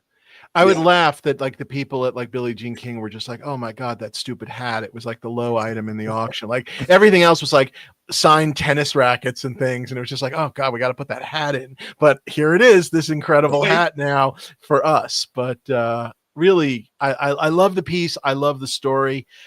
Boy, talk about a movie you don't see much from. There was that, what's her name? Nurse Ratched. Louise Fletcher. She I guess passed away, and her family auctioned off a couple of items that were still in her collection about a year or two ago, maybe 2 years ago. And there was a like a book, like the notebook she writes in. I threw a couple of bids on that, but I got blown out of the water. So I think this hat's going to go really crazy. Over the Cuckoo's Nest, Dave? Yeah, exactly. That's how it's gonna go, that high. Really just incredible piece. Next, Lot 89112. Yep. Yeah, the key art from fabulous Rollerball. Great Bob Peak key art. Bob Peak piece. And then an even more important painting is Lot 113. I'm just kidding. 113 is cool, but the 112, we obviously just saw the Apocalypse Now peak art sell. Yeah. I don't think this is quite going to go that high, but I think this is in the world of Bob Peak and 70s movies. People really do remember this. It's a big one. Wonderful James Caan movie. It is gorgeous art. This is a cult classic. Yeah, I love the way it mixes together. Obviously, the craziness of the sport, but then also along the bottom, these sort of the rich sort of the owners and the fans of the sport. I think it's a really lovely added element. Yeah, this is really special to see. So very, very cool. 113. We'll stop for a moment. It's Ken Kelly. It's the Destroyer album cover art. It's, I guess, a recreation. Do we know what Right. Do we know what happened to the original, or did the band have the original and they recreated it? I heard, the consignor told me that Kelly said the original was a smaller piece of art, much smaller than this version. But I heard that Gene Simmons, owns that, which would make Makes perfect sense. Makes sense. total sense. Yeah. Yes, but this fellow was a Kelly fanatic, and he loved Kiss, and so he commissioned Kelly to recreate it, and he did a bang up job. It's a beautiful piece of art. Yeah, really, really gorgeous. I'm not the Kiss guy, but certainly looks really neat. I was going to say, in terms of Ken Kelly, and Ryan, you may be a touch too young for these toys. Did you ever play with Micronauts? Did you ever play with Micronauts or no? No, I know what they are, but no, that missed me. In the back end of Micronauts, they did I can't remember, 4 of these crazy figures that were sort of part alien, part insect or something. And Ken Kelly did the package art for those. There was Membros, an insectoid, whatever. And he did these giant crazy paintings just like this, very similar colors. His color usage is very Frazetta-esque, the purples and the oranges and whatnot. And obviously you see it here in this. And somewhere out there is the Membros and the insectoid paintings. And that's what I'm looking for. So not to take anything away from the Destroyer recreation. No. Yeah, give me an auction with Membros in it, and I'm all over it. But yeah, Ken Kelly, very gorgeous stuff. What do we got here? The Omen. This was frightening in its own weird way. I mean, this movie scares me. And this is a first draft of the Antichrist screenplay, plus handwritten research, studio correspondence concerning biblical history and the origin of 666 as the number of the beast. Frightening, just frightening. Yeah, wonderful and frightening. And I think this is going to do really well because this is a key sort of 70s horror that gave way to sort of modern horror, and this film is a really big deal with that set. And I think this to them is just like the Puzo notebook to the Godfather. I think this is an incredible sort of instant archive on the Omen in a way that is boy, I mean, I feel like you could write a behind the scenes Omen book just off this lot alone. Frank Seltzer informs us that David Seltzer had quite the range because he also wrote Willy Wonka. He wrote the screenplay for Willy Wonka. Willy Wonka makes sense because I believe that is also about the Antichrist. But as is Lucas. But this is that's what's his name? Corey Haim, right? No, Lucas was later, I think. Maybe I'm wrong. Yeah, Lucas is later. Frank Seltzer? No, Frank Berman is saying David Seltzer wrote the It is Corey Haim. Okay. Yeah, Corey Haim. Right. Yeah, Corey Haim with the glasses. See, I don't know why I thought that was later. Yeah. Oh, 86. 1986. Okay. There you go. Well, this is wonderful, and it kind of flows us right into sort of another incredible early draft, one that I'm very interested in. This is Doug Kenny's third draft of Animal House, including a crapload of his own writings and notations on it, which phone numbers, which I love. Yeah. Well, and the story, basically, he gave this to a girl he met at a party, which what little I know of Doug Kenny sounds about right, if I understand the story correctly. And is that who the consignor is, or is this coming from down the line, or is that coming from the person who was gifted this by Kenny, met him and was interested in screenwriting, and he gifted it to her. It remained in her collection up until very recently, and then it was acquired at on an online sale, actually. Oh, interesting. Oh, okay. interesting. Okay. Right. So it has but they acquired it knowing that that was not the place for it, and the place for it was in an auction with the ruby slippers. For those interested, Doug Kenny was in the Harvard Lampoon that I was also There you in. go. He is one of the co-founders of National Lampoon. That is the connection. He had been in college Yeah. writing college humor for the Harvard Lampoon, and then he and a couple of guys founded the National Lampoon, which was a giant success, and then of course led to Animal House and Caddyshack. What's fascinating about the way he wrote is I think there were just multiple drafts of this movie with lots of constant little bits and changes. So I think the opportunity both to see this draft and the notes on it, and like joke notes and written notes, and is just I think would be just really fun in his own handwriting, and obviously both from a 70s movie standpoint, a 70s comedy standpoint, big comedy standpoint in general. I mean, this really gives birth to sort of that run of, basically takes you to Ghostbusters, but Animal House, Stripes, all of those, the Ivan Reitman stuff, the John Landis stuff. I think this is a really, just key piece in the grand scheme of things. So I just blown away by this even existing. I think, it was definitely a watershed moment in film history, in my opinion. I right in my wheelhouse. I was 12 years old when this came out. Yeah, really, really incredible. Frank Berman points out there's a Netflix movie on Doug Kenny. Written by two guys I know, by John Abood and his partner Michael Colton, and it's basically all about the founding of the National Lampoon. And Will Forte plays Doug Kenny, or young Doug Kenny, and Martin Mull plays old Doug Kenny, and it's really interesting. And yes, David Wetzel, there is a documentary on the history of National Lampoon that sort of tells the same story, but a little more realistically and specifically.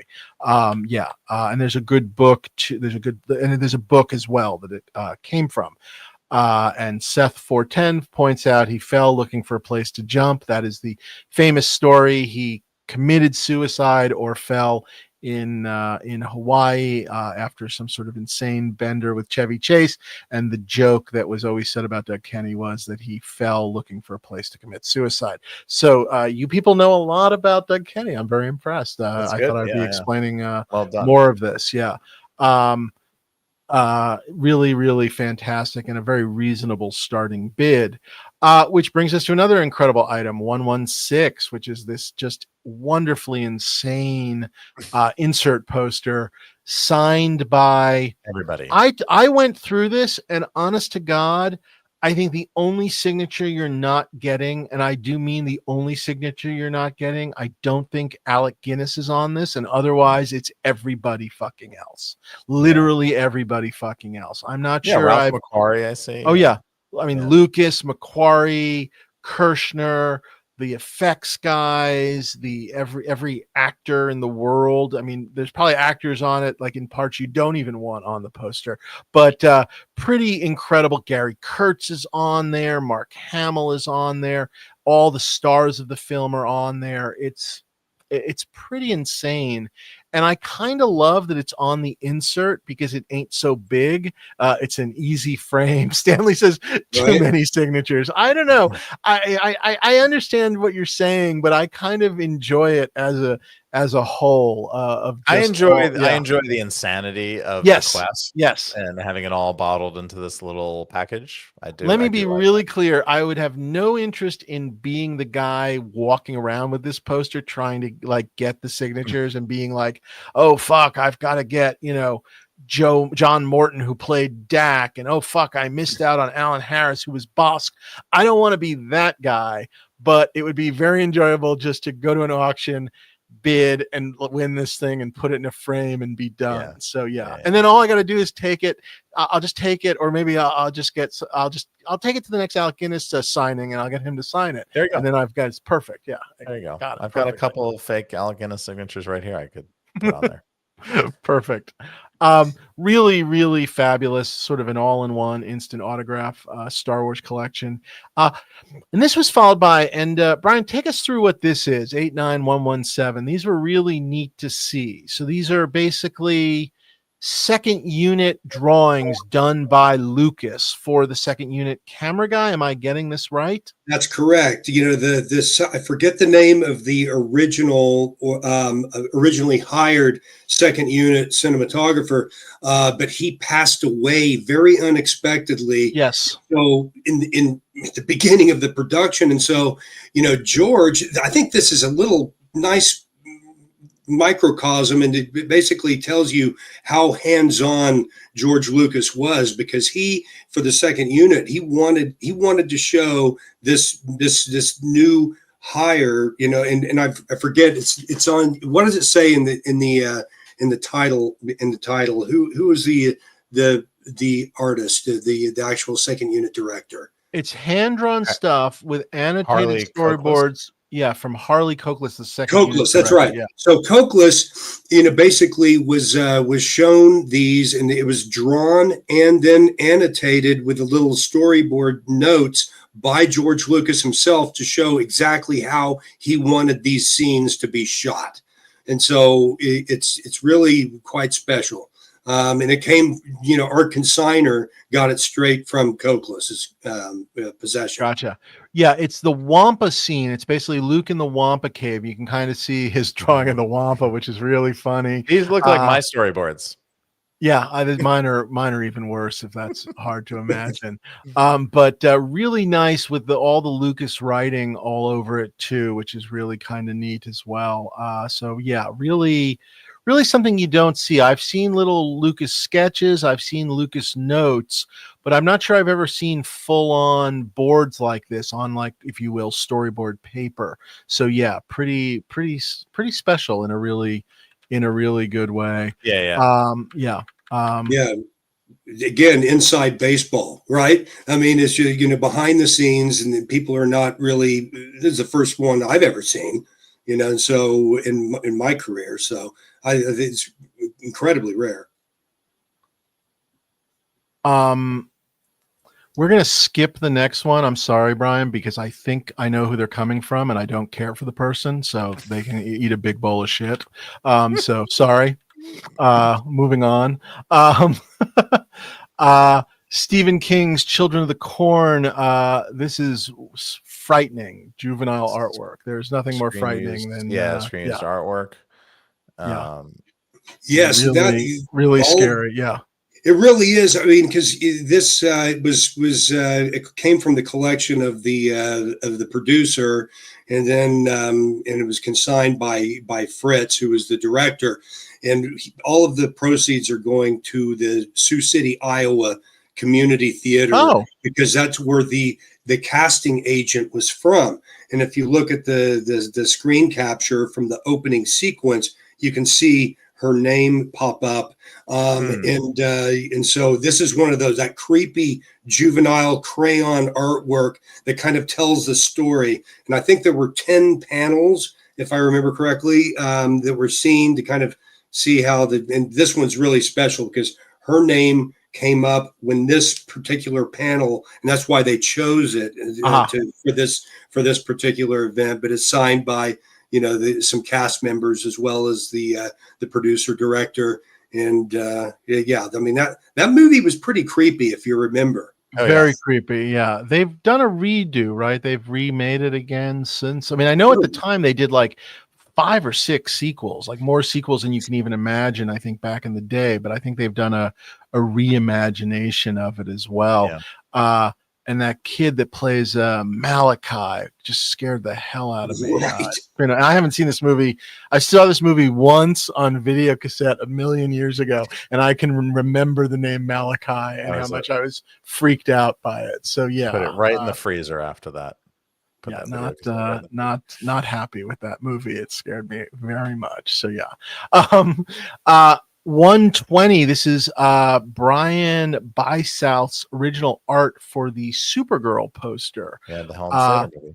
Yeah, not my favorite movie, the magic aspect of it, but this is a great poster, and I thought she was a really wonderful Supergirl. So I think it's so too. Pretty gorgeous poster. Yeah. I saw this movie in the theater when I was a kid. I did too. Yeah, the Faye Dunaway of it all, as I remember, was where it got a little cuckoo.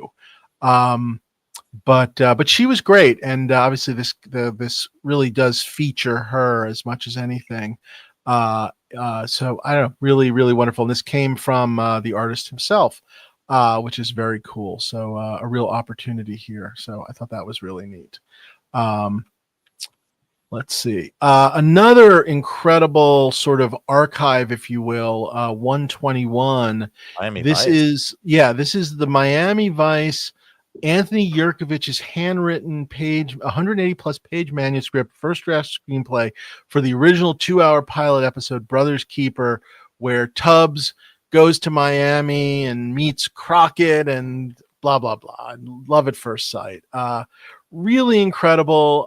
The idea that someone would one day ever have my yellow pages and be trying to figure out what the hell I wrote is very frightening. Like, I don't know. I wonder how Anthony Yerkovich feels about the notion that that his yellow pages are being seen, but really, really excellent. Yeah. Well, Anthony is the consigner. Oh, he's the consigner, so then he knows. Yeah, so he knows. And he's a phenomenal guy, and he's old school in drafting the description. I mean, he still writes everything. He doesn't do email really. I mean, he's one of these guys. He hand writes anything. He doesn't type, and he's still that way. But he was a Hill Street Blues writer, and then he came up with this idea, of Miami, being the hot spot of drug trafficking back in the 80s, and is when the feds could actually seize and use the assets that were seized to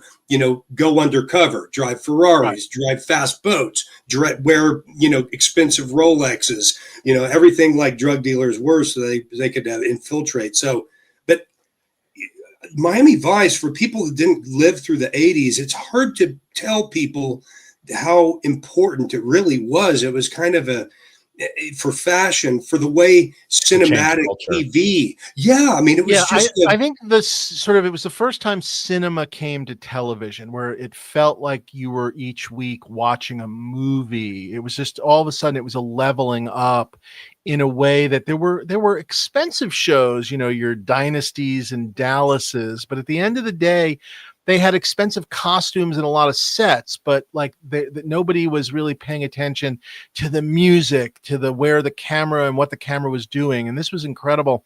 There's also, there's a lot of nonsense. There's, these famous stories of Brandon Tartikoff writing MTV Cops on a memo.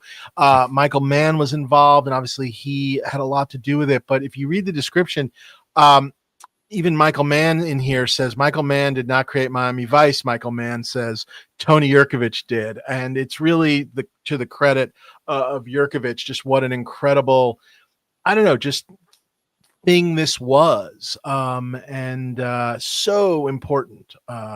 Just wild. Yeah. Awesome. That's it. Brian, did you watch it or did you miss it? Oh, I did. I watched it every Friday night when I was in college. It was awesome. Yeah. It really was an event. Yeah. I knew my parents watched it, but gotcha.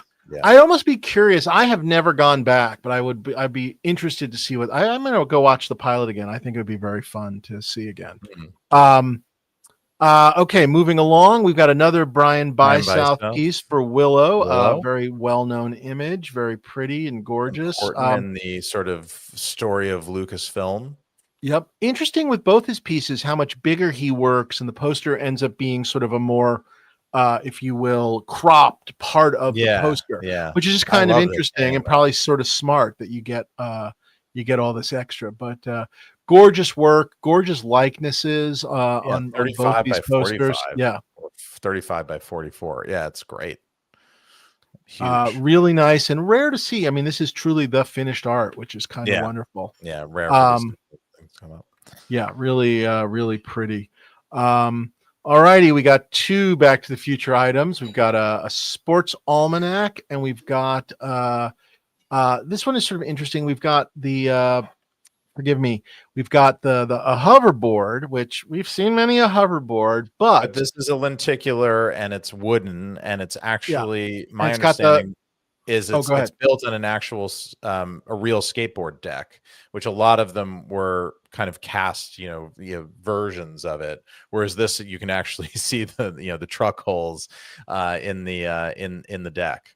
And I was going to say, and it's got this flying, rig. The I don't know rig, what the to quite stunt rig. call it. Yeah. And I actually think the rig, for me, as somebody, and Brian, you'll have to just forgive me.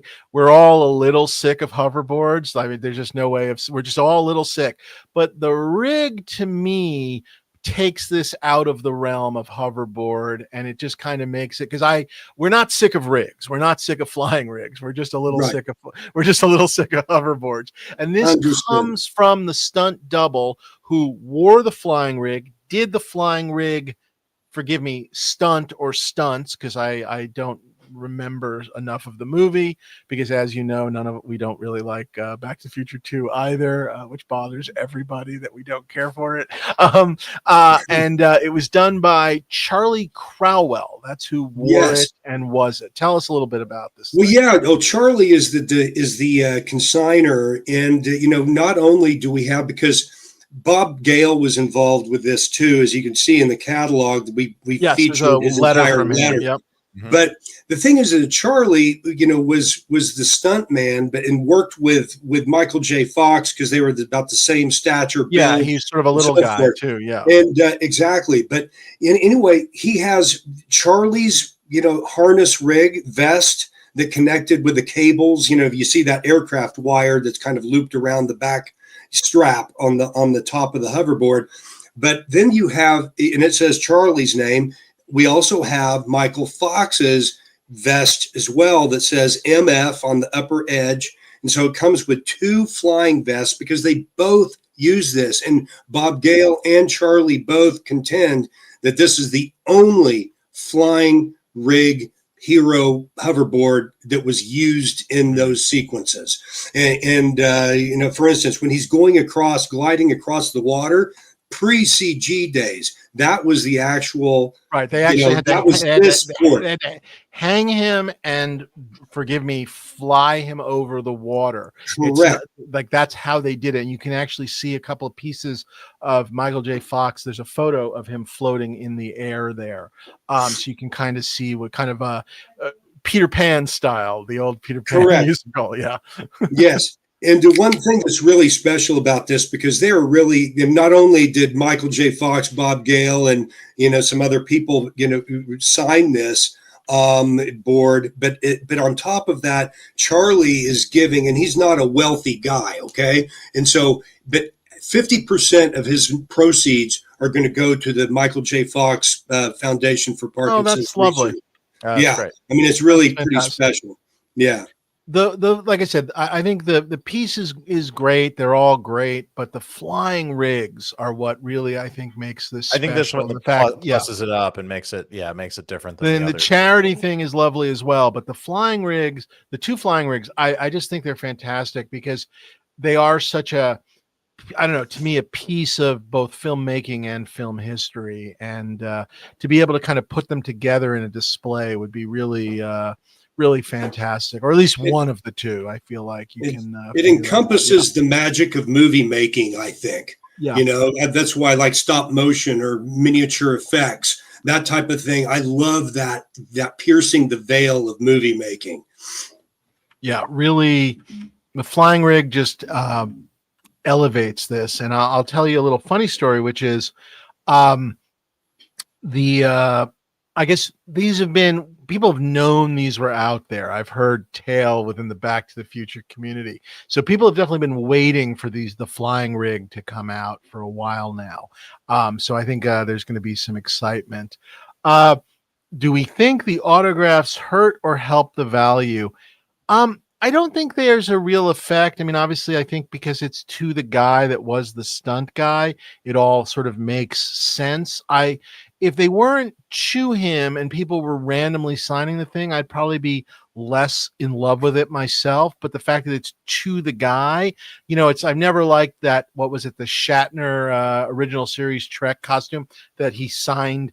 Yeah. William Shatner signed across the chest. I don't need that. But the fact that this guy was the stunt double, I think is part of the story, if you will, and the provenance. So in this case, I think it sort of breaks the rule, And it's not like it just in a good happened. way. It's been Yeah, on there for a while. It's just part right. of the story. I mean, my preference as a purist collector would be to have it without the signatures, but I do think it's all part of the story of the piece. So Correct. He didn't just go to conventions and get these guys to sign it. Right. Yeah. it's not the Empire Strikes Back poster. No. I'm gonna get it signed by the guy that played Gunk. I'm just now making up Star Wars guys. Yeah. Moving on to 125. This is Steve Chorney, well-known movie poster illustrator. This is a comp art for One Big Trouble in Little China. It's a not a version they went with, but it is certainly captures the entire film, and this would have been a hell of a poster. And then there's a National Lampoon one by Craig Nelson, another comp poster that includes elements of, you can sort of see how they have Santa getting electrocuted, and that led to maybe Chevy getting electrocuted, so they're kind of playing with it. But really, both really cool, both comps. I love this. I love this. The Christmas Vacation comp. That would have been a great poster. Yeah, and very reasonably priced as well, because they are comps. And both really very nice. tight though for comps. I mean, this is, it's nice artwork that you could actually hang up and put in a frame. And of course, nowadays, everything would be digital, and it's sort of lovely to see an actual, whatever, just markers heads and paintings. Yes, exactly. Floating heads. Yeah. The Big Trouble, I don't know, for me has just such a really, it has sort of a, well, I guess Chorney would not enjoy me saying this. There's a Struzan-esque feel to it in a good way, but I apologize, Mr. Chorney, but it's a really just gorgeous piece of art. I love what's going around on the side where you kind of get like all the different villains and whatnot. So anyway, they're both really nice. Very, very cool. And this brings us to something super special. 127. This is the Macaulay Culkin, Kevin McAllister knit snow cap, scarf, coat, and mittens from Home Alone. Wow. That's just really cool. Wow. Yeah. This is going to go wild. I think this is going to go wild. Didn't we have a couple of individual pieces go crazy in the Planet Hollywood auction, right?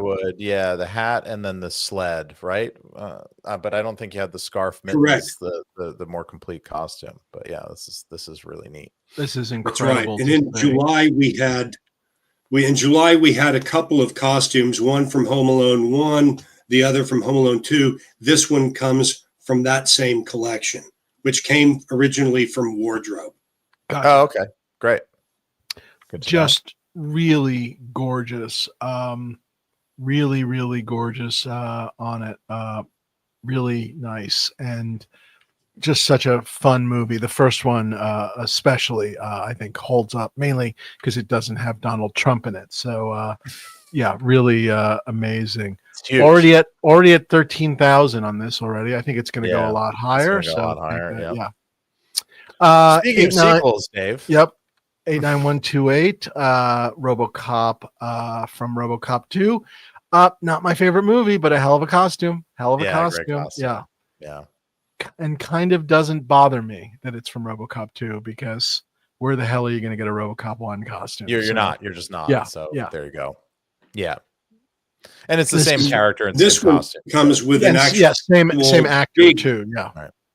Big duffel bag it comes with a big duffel bag with a very faded stenciled Orion on the bag, for toting this particular piece. Yeah. That's cool. I love the idea that it had its own sort of traveling bag. Is very fun. And this is one of the action suits, so it would have a little bit more. It had a little bit more give in terms of flex and arms and legs and stuff. Yeah. Yes. But really incredible. But also, it really, and I mean this as a credit to both the movies too. You can shoot this thing and make it look stupid, but they constantly were doing these great, just angles and the way they lit it, so that it always looked like it was made of, like hard steel, like hard, shiny steel and whatnot. It's God, such a good movie, and what a heck of a costume. So that's pretty something. Verhoeven did not like the butt of the costume. They were always trying to avoid shooting. Oh, he the was butt. trying to avoid That shooting was the tush. the piece he didn't like because it was very like human butt. Despite the rest of him was very, robot machine man, and then the butt was very human, and he didn't like it. What did And he if you feel see a it, it's like- robot butt should be? well, if you see it, you can totally get what he's talking about, which is why you like never see why it. would they bother to contour a butt Yeah, on a yeah, robot? yeah, Basically, yeah, okay. yeah. I think the answer is that if he's in the middle of the night and he's saving somebody from a crime, and for whatever reason he's backing into the room, and they only see a butt at first, you want people at ease that a man is coming to rescue me. Man. It's a man's butt coming at me. It's okay. Oh, it's a robot. It's good. No, it's a robot. Yeah, I think you lower their defenses with the human shaped butt. Yeah. Right. Oh, it's a human shaped butt. I don't have anything to worry about. Oh my God, it's a robot. Run. I can see that. Pretty incredible. Lot 129. I love this. It's kind of random to find it here in entertainment memorabilia auction, but especially for Heritage, who sells so much comic art and just finished a big comic art auction about a week ago. This is a great piece from the classic Jim Lee run. Heck on the of a reboot. Wolverine page. I mean, there's no other way. Practically a 3/4 splash of Wolverine. They were fighting the Brood, which were sort of the Chris Claremont's Alien sort of ripoffs, if you will. But the wonderful thing about the Brood was Wolverine was able to use his claws on them in a way that he couldn't quite do it. Yes, exactly. And so he is going to town on them in a great way. You get two images of Wolverine. You get Cyclops, Rogue, Psylocke, Jubilee from behind in her sort of Beast. Robin costume and whatnot. Right. Really, awesome. but it's that you're paying for the one panel, and it's pretty wonderful. And Ryan, you've been looking for a Jim Lee piece. Is this something that interests you? Yeah, this is on the radar. This is on the radar for sure. It's from the boxes. It's from the adjectiveless X-Men. It's not Uncanny X-Men. This was the X-Men new Blue. Jim Lee book. Exactly. It's Tiber inks, not Scott Williams, who's his regular inker, but Tiber certainly doing a heck of a job. And really great Wolverine page. Yeah, just a great Wolverine page. We got another poster art. This is another By South piece, another big one, gorgeous for the Lion King. Really just pretty. Not my movie. Not my. I think I'm a little too old for it, but beautiful piece of art. And I love that for an animated movie, they went to a movie poster illustrator and had him do sort of just a gorgeous movie poster, like a real, you know what I mean? Poster, yes, as opposed to like a cartoon. Exactly. Yeah. That by sort of putting him in that sort of classic sort of sunset kind of whatever the blurring, just really beautiful work. So well done, Brian by South. This I forgot. I almost went right to the Jumanji, but this was kind of neat. Little Fifth Element. These are I thought this was Prometheus when I first came upon it, and I was looking for a rant. These are concepts by Sylvian Desprates for the Fifth Element. They are very Fifth Element-y. I don't know, really neat. Still a movie I don't have anything from. I don't know if this is it for me, but certainly neat. Number one Marvel fan says the Fifth Element piece is new to market. That's a movie I wish I collected from long ago. Well, I do think that I get that. I do think the stuff is sort of, I don't know, it's constantly surfacing. I mean, I feel like the Fifth Element is a movie that there's always something to get something from. Yeah. And it's all out there, so the stuff will churn and come back around. And yeah. Well, with no offense to the Fifth Element, I do want to get to this next one, 132. Hell yeah. This is incredible. Brian, this is probably the best example of this thing ever. This is the one. Right? And right from Crew Source, right? Right, direct from the source. Yes. And the thing is, what's so great about it, I mean, it is, people throw around the term hero, but this is the primary hero. I mean, every close-up shot, and there are many tells that you can see, but I mean, this thing is seen in every close-up shot. It's beautifully made. It's the finest looking film prop and finest built film prop I've ever encountered in my career. It's made out of African mahogany, just hand distressed. And the reason why this one was chosen, because just the patina and the antiquing was the perfect blend, and that's why they chose it for all of the close-ups. And it's gorgeous. The figures, I love the dice. Look, the figurines, Yeah. the dice. They're all they're used. I don't know if it's part of the why, but I think sort of just because of I'm going to give him credit, Joe Johnston's connection to Star Wars and sort of as a prop maker and painter and obviously illustrator and conceptualist himself, that the key prop in his original Jumanji movie would be so perfect. So I don't know. I'm going to give credit to Joe Johnston because this is just gorgeous. This is just incredibly gorgeous, and it's going to go nuts. It should go nuts, because again, that's what would Jumanji be, the first 1995 version, that is, without the board. I mean, it's the key device, right? But this is the full on with every part you want of it. It's incredible looking. And you said it came from production, which is also incredible. That's the source. Really just amazing. Did anyone see the Saturday Night Live sketch that they did? I don't know. I think it was last year, where they're playing like some kind of railroad game. And like the guy's date is like, oh, I don't want to play this. We're going to get Jumanji'd. And it was just all about how the game was going to come to life and they were going to get Jumanji'd. And they just keep using the word Jumanji'd a lot. Jumanji'd. And it was, really worth checking out. And if that helps you buy this, it's a new verb.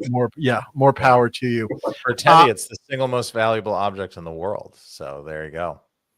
That is, I don't disagree. This is what I love about this piece is I am not bidding on it. I am not buying this thing, but God damn, do I think it's great. I can just admire it from like over here. Yeah, I should be seeing this tomorrow live. So did this travel as well? Yeah, so if we have time over there, just that they're very. I got a worried call from them about how much time we would need, because the slippers have been so popular that the gallery is just jam packed every day. So we're going to try to be very light on our feet, get in, get out. But hopefully, maybe they'll be like, look, you got 30 seconds with the slippers, but you can take 6 hours with the Jumanji. Yeah. So, but if we can get the board into a different room, we will spend some time with it and cover it and go over it.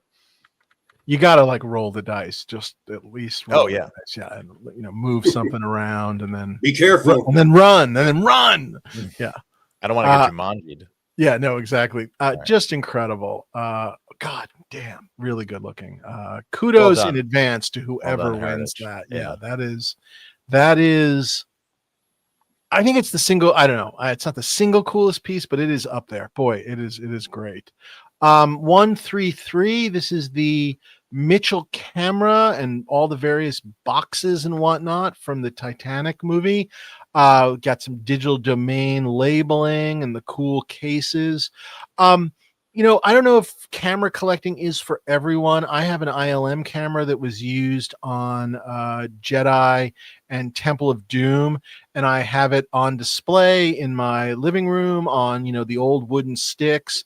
And it's a really fun piece to add to your movie prop collecting. For me, obviously, I'm already collecting those movies, but certainly if you're a Titanic fan. But I just think if you're a movie prop collector, having a camera in your collection is a really fun added piece. I think wherever that fits in. And then 134, I'm just moving along. We've got a Wilson, and this is screen matched Wilson. Beautiful screen matched Wilson. This is we've seen a lot of these. We don't necessarily see a lot of screen match ones, and make of that what you will, and simply enjoy the fact that this one is screen matched. Obviously came from production. pretty fabulous, still in pretty good shape. Obviously, those little pieces at the top are brittle, and I would probably want to get it into a case. But boy, really good looking. What do we call this? Like, 'cause it's not a MacGuffin, but like, what would you? Is there a screenwriting term for this, Ryan? I was trying to think about that. Where like it's like It's the the stakes key, character. is that real? I guess it is, isn't it? It's sort of I think so. yeah, the voice of reason. But Yeah. boy, Yeah, it's like fabulous. Yeah. this is the Wizard Guide. I mean, really, it's like Jiminy, Jiminy Cricket or whatever. Yeah, his That's what I mean. conscience in a way. Yeah. Yeah, no, I guess that's a good point. I feel like there should be a word for It's it. We're the gonna work. Hamlet skull, right? I mean, that's It the is it's very much so. Yeah. it's the thing that it gives the actor a chance to in a one man show to speak. And the Uh, thing is, Really what I'm saying. what's so great about it? I mean, of all things that I've handled, I mean, there are certain things like the ruby slippers when people actually weep when they see it, but this thing, people get so excited when they see it. They go, Wilson. We put that in the headline in the catalog, but it's like, I mean, people know what it is and they love it. They love it. It's a personification. It's a prop, but it's a character, right? Well, I mean, mean, obviously that movie was huge, but all credit to Tom Hanks because basically, like when that thing floats away, spoiler alert, sorry everyone, you are just like you're heartbroken when Wilson leaves the movie. It might as well have been like, yeah, Alec Guinness getting killed by Vader. I mean, right. just yeah, just incredible. Really just ruby slippers-esque. Another one, like we're starting to get into like these heavy hitter pieces, the board, whatnot. 135, the dude ensemble, full dude ensemble. This is pretty incredible for all you Lebowski fans out there. Boy, oh boy, with a nice picture of it there. Wow, just wonderful to see.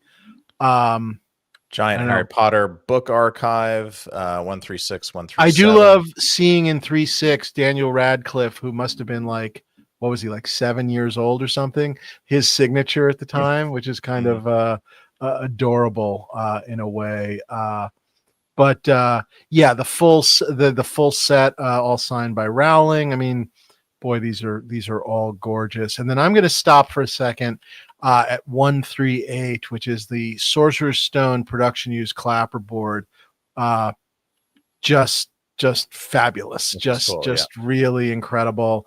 I love a clapperboard. This one is really great. Have we ever seen one of these? I'm not sure I've seen a clapperboard from this movie ever before. I have not seen the first one. I can't think of one. Yeah. I don't think we've ever seen one. This is really incredible. It's the A camera. It's got some smudged out stuff. I don't know if that connects to anything, but really incredible. Starting bid of only $2,500. That is going to be blown out of the water. I think this is going to be one of the higher clapperboards we're going to have seen. This is going to be Star Wars-esque in terms of the clapperboards. But let us keep going. The bludger, I believe this is an SFX bludger, is really amazing as well. And then all this just wonderful 140, all the various graphics, the Daily Prophet. We've got I love all that stuff. Dumbledore Elder Wand. So this is from the Goblet of Fire. Is this also coming from production? Is that Brian? Do we have a source on this? Yes, it came from production. Gorgeous. This is really, really lovely work on it with the little runes and stuff on it. Obviously, it's from Goblet of Fire. We don't start calling it the Elder Wand till later on. We find out it was the Elder Wand, but we realize he was carrying the Elder Wand for a very long time.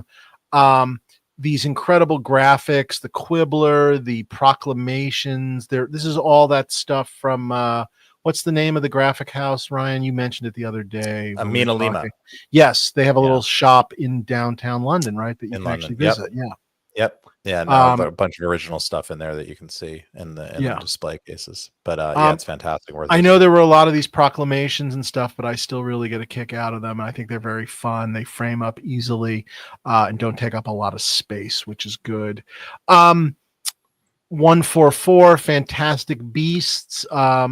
This is Newt Scamander wand, and then the book, the actual book.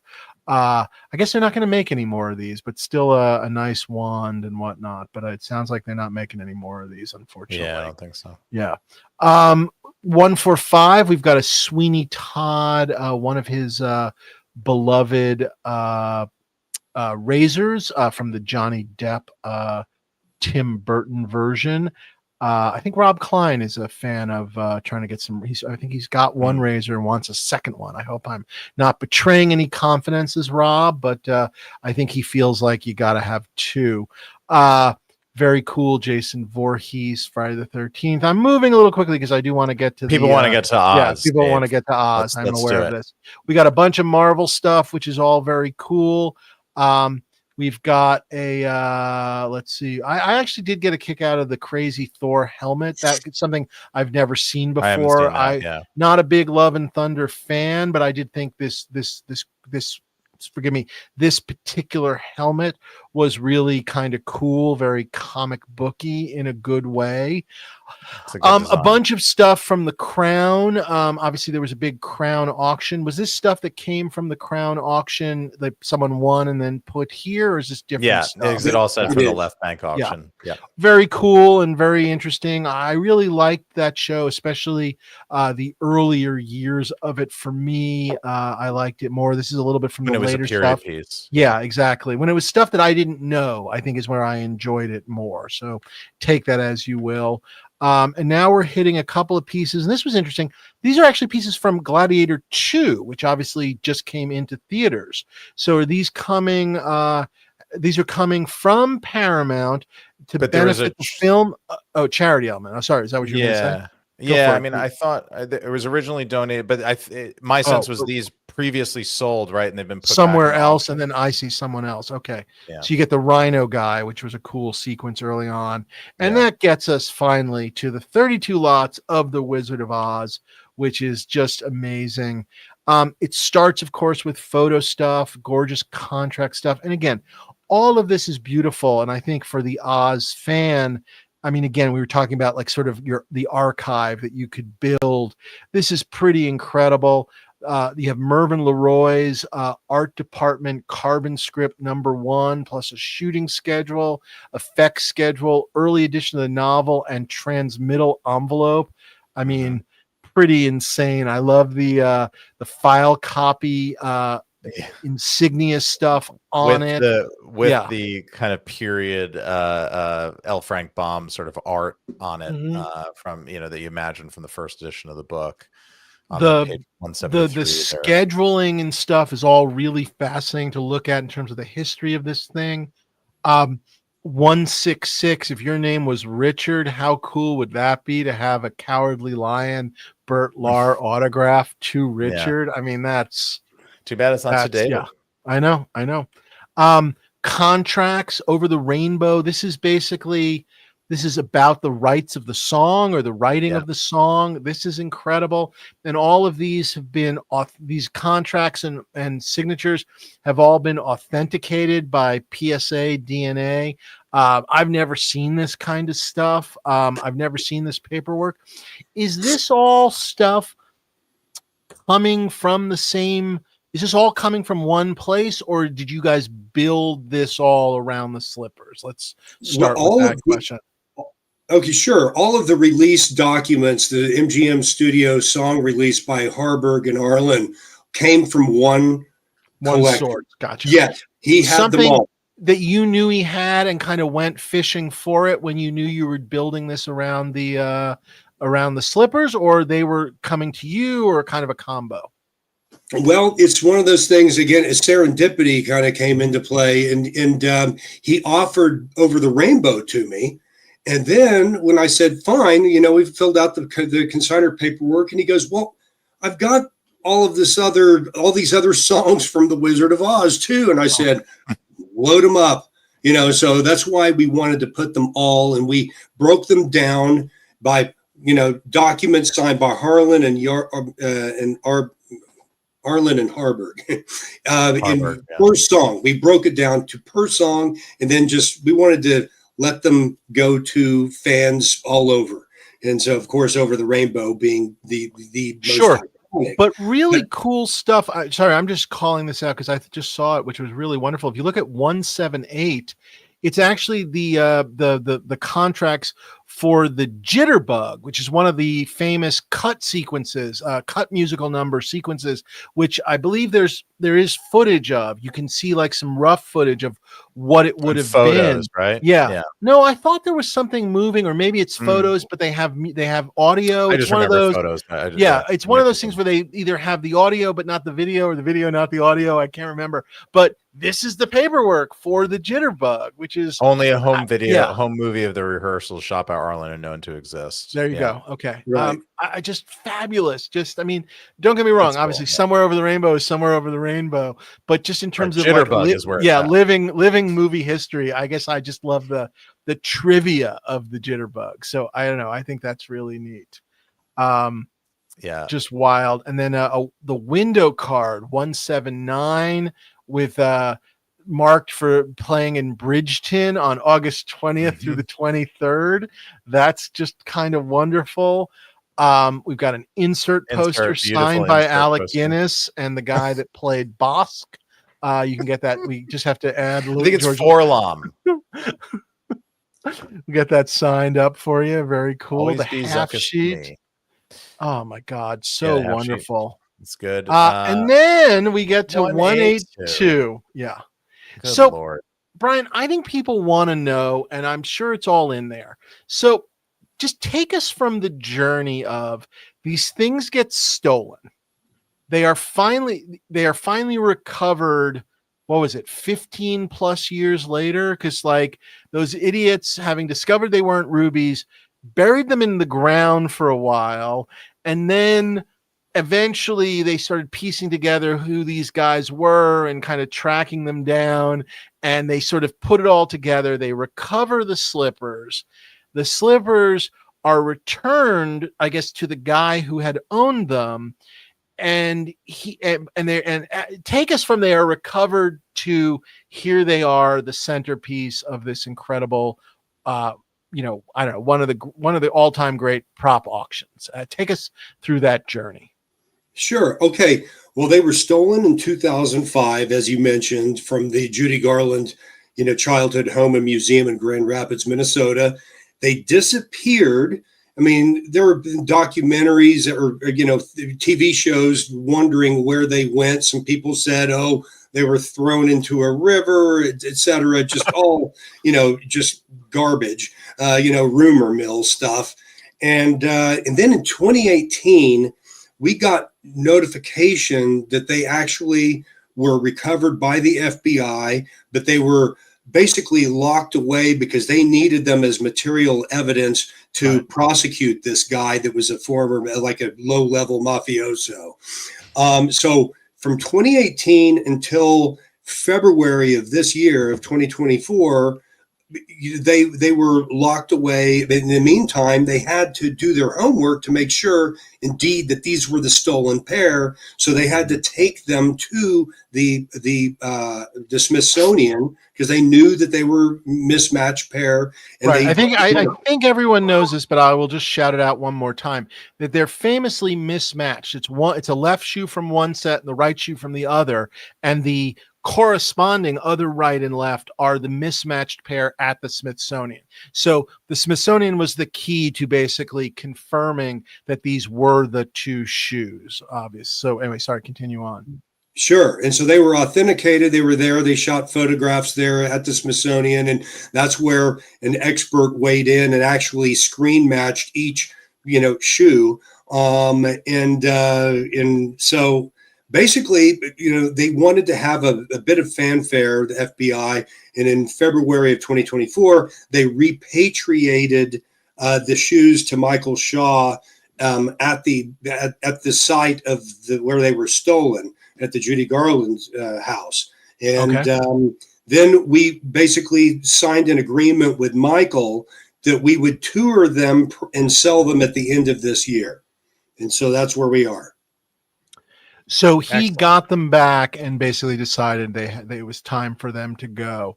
I will point out a couple of things. One, in the catalog, there's an extended description of sort of the history of them by Rhys Thomas, who wrote the Ruby Slippers of Oz book. He was one of our earliest Former guests guest on the here. show. You can go back if you're a newer fan of the show.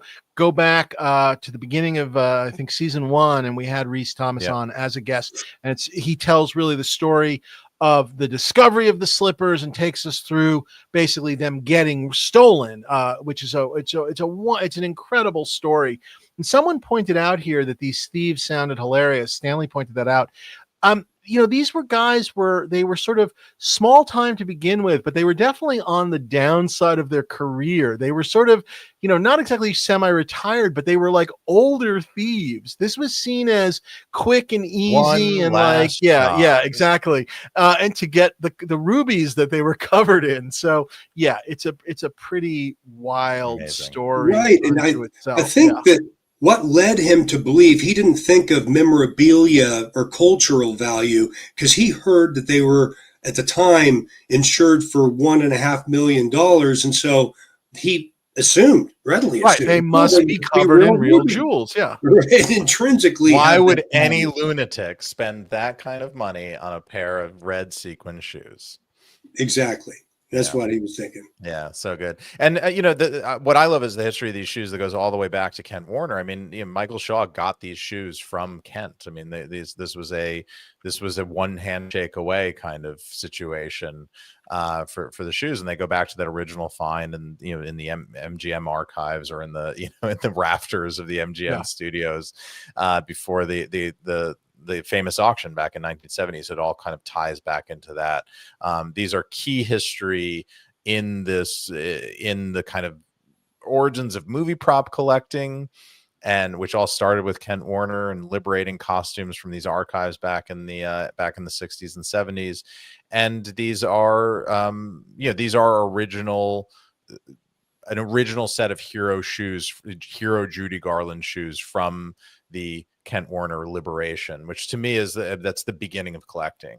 So it really was. I always tell people, read the Rhys Thomas book, because because the thing is it's a foundational book that really explains how this cottage collectible really kicked off. Because then in 71, the 20th Century Fox had their sale, and then over time it's kind of taken on a life of its own. Yeah. The craziest thing about that MGM auction was how many hoverboards were in it. That was shocking to me when I saw that. It is a time travel movie, Dave. Yes, that's true. I love that there's writing in these shoes. I love that too, that there's some writing in the shoes that you can see, and some different things smudged and whatnot, but still just that there's someone wrote in these things. God damn. I mean, I love them. Yeah. All right. We rarely do this, and I'm sorry to do this. Where do you think these are ending, Ryan? Where do you I've been saying, I actually wanted to play this game with all three of us, because I think this is fun and sort of important. But like, I think I've been saying 3 to 5 million. But I actually think, with the amount of interest that we have seen, I mean, I was basically sort of kindly asked to please still come down, but can you keep this to a few minutes, because we need to keep the slippers on display, because we're dealing with crowd control problems. I just think this is a thing that this kind of transcends movie prop collecting. I think this is, I don't know what the example is, but I don't know, when they discovered like a lost Da Vinci or something like that, and it comes to market. No, I know what you mean. It's like a Da Vinci, the treasures of Tutankhamun, and this thing, and the ruby slippers, which not because they're movie caps. Yeah. But not because they're movie props. Just, I mean, obviously they are movie props, but just like they're the ruby slippers. Yeah, exactly. The ruby slippers, and it's almost like to me, I was joking on I was on the train with a fellow UK prop collector today, and I was sort of saying, this is the thing. This would be the thing for me. Like, I love the Maltese Falcon. I would rather have a set of ruby slippers. I just think this is the most important movie prop of all time, and it's a pair of shoes, which I just love. And it sort of oddly doesn't fit into anything about me as a collector, but I saw this movie a million times as a kid. I watched the VHS version that we had taped off of CBS, still with all the commercials in it. That's what I watched again and again. I mean, the commercial breaks are still, kind of baked into my head. And I don't know. I just think there's something about these, like it's the core of uh, I don't know, of storytelling, of original entertainment, filmed entertainment, the beginning of color. I don't know. I There's something say magical this about kindly. If a stupid X-wing can sell for 3 million, these things should be 5 million. I mean, easily. And Yeah. I say that as the idiot. So there Yeah. you go. I think we should hold it to the very end, but like let's put an actual like number on it, and then we'll do a thing for like whoever gets closest to the final hammer, and then we'll I was going to just simply say I would really love to have a full-size print of the shot of the two slippers with the policeman's badge, the FBI badge. Like that would be, if you win, like that would be a nice great thing to have like hanging behind it. Just because it's just that incredible looking. And then just to top it off, the hat, the witch's hat, which is also from Michael Shaw's collection. Is that correct? It had originally been part of Michael's collection, and he got them at the same time as the slippers. And we had sold them several years ago, Profiles in History. And then the consignor, this is one of the things that brought it loose from the collection when we had the ruby slippers, and he wanted them to be together again. Mm-hmm. Really, really incredible. And again, this piece, I think in particular, we were talking a little bit about that sort of the bump from Wicked. I think the slippers will get it, but I think this hat will get it too. Yeah. There'll definitely be a halo effect, I think. Yeah, for sure. Just gorgeous to see. And these screen match too. I mean, this screen match as well. Yes, wonderful. Screen matches to the witch's arrival to Munchkin Land, which when you're first introduced to the 1939 Darth Vader, right? Yeah. Yeah. When I was a kid, I was so thrown by the fact that this actress was the woman. She was, forgive me, playing Cora, the coffee lady, in the Maxwell House coffee ads that ran all through like the late 70s and early 80s. She was so loving and nice and poured you a cup of coffee, and she was the Wicked Witch of the West. So that really freaked me out. So wherever that fits into. That has really gotten into your deepest fears, Dave. I'm really freaked out by Malachi and Cora the witch lady. Just incredible. And then really the topper, which is 89185. It's the parlor screen door from I love that it survived. You know what? Jerry took home Jerry's door from the Seinfeld apartment. Very good. So someone took a door. We should do a whole episode on the doors of cinema and television. The doors of cinema. Yep. I think that'll be a good one. It's a new auction. Yes. These other pieces, and I'm assuming they sort of, once you had the slippers, that's where some of these other pieces came from. The Dorothy, the week one Dorothy Gale wig, the undergloves from the Cowardly Lion, the more handwritten lyrics, and this was that from The Star Is Born. Is that what that one is? From The Man Who Got Away. So Judy Garland collection, people just at some point like just wanting to be a part of the slippers is my assumption. Really incredible, just incredible. All right, we did it. That was a tight 9 hours. We did it. Dave, you were very energized today. Good work. Well, I slept finally, so that was good. You came in ready. So should we? I mean, I think that's what the game should be. I think we should all put our hammer number on the ruby slippers. And then we'll hammer number. Okay, fascinating. Because I think hammer, not premium. Yeah. Somebody else can do that math. But who lays down the final bid and where is it? So Brian, you're the guest.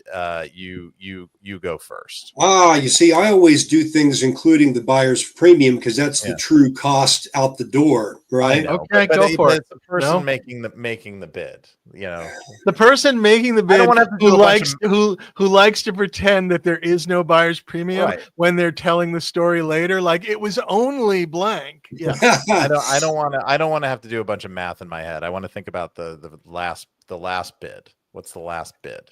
So you want winning hammer. bid. You want the last bid. Yeah. I would say 4.2 million. Wow. Okay. Nice. Okay. I'm going 5.1. 5.1. Okay. Just over 5. One over. That's where somebody is going to give up. Like that's going to be the breaking 5 point. is the Rubicon. Yes. Yeah. I hope you're right, Dave.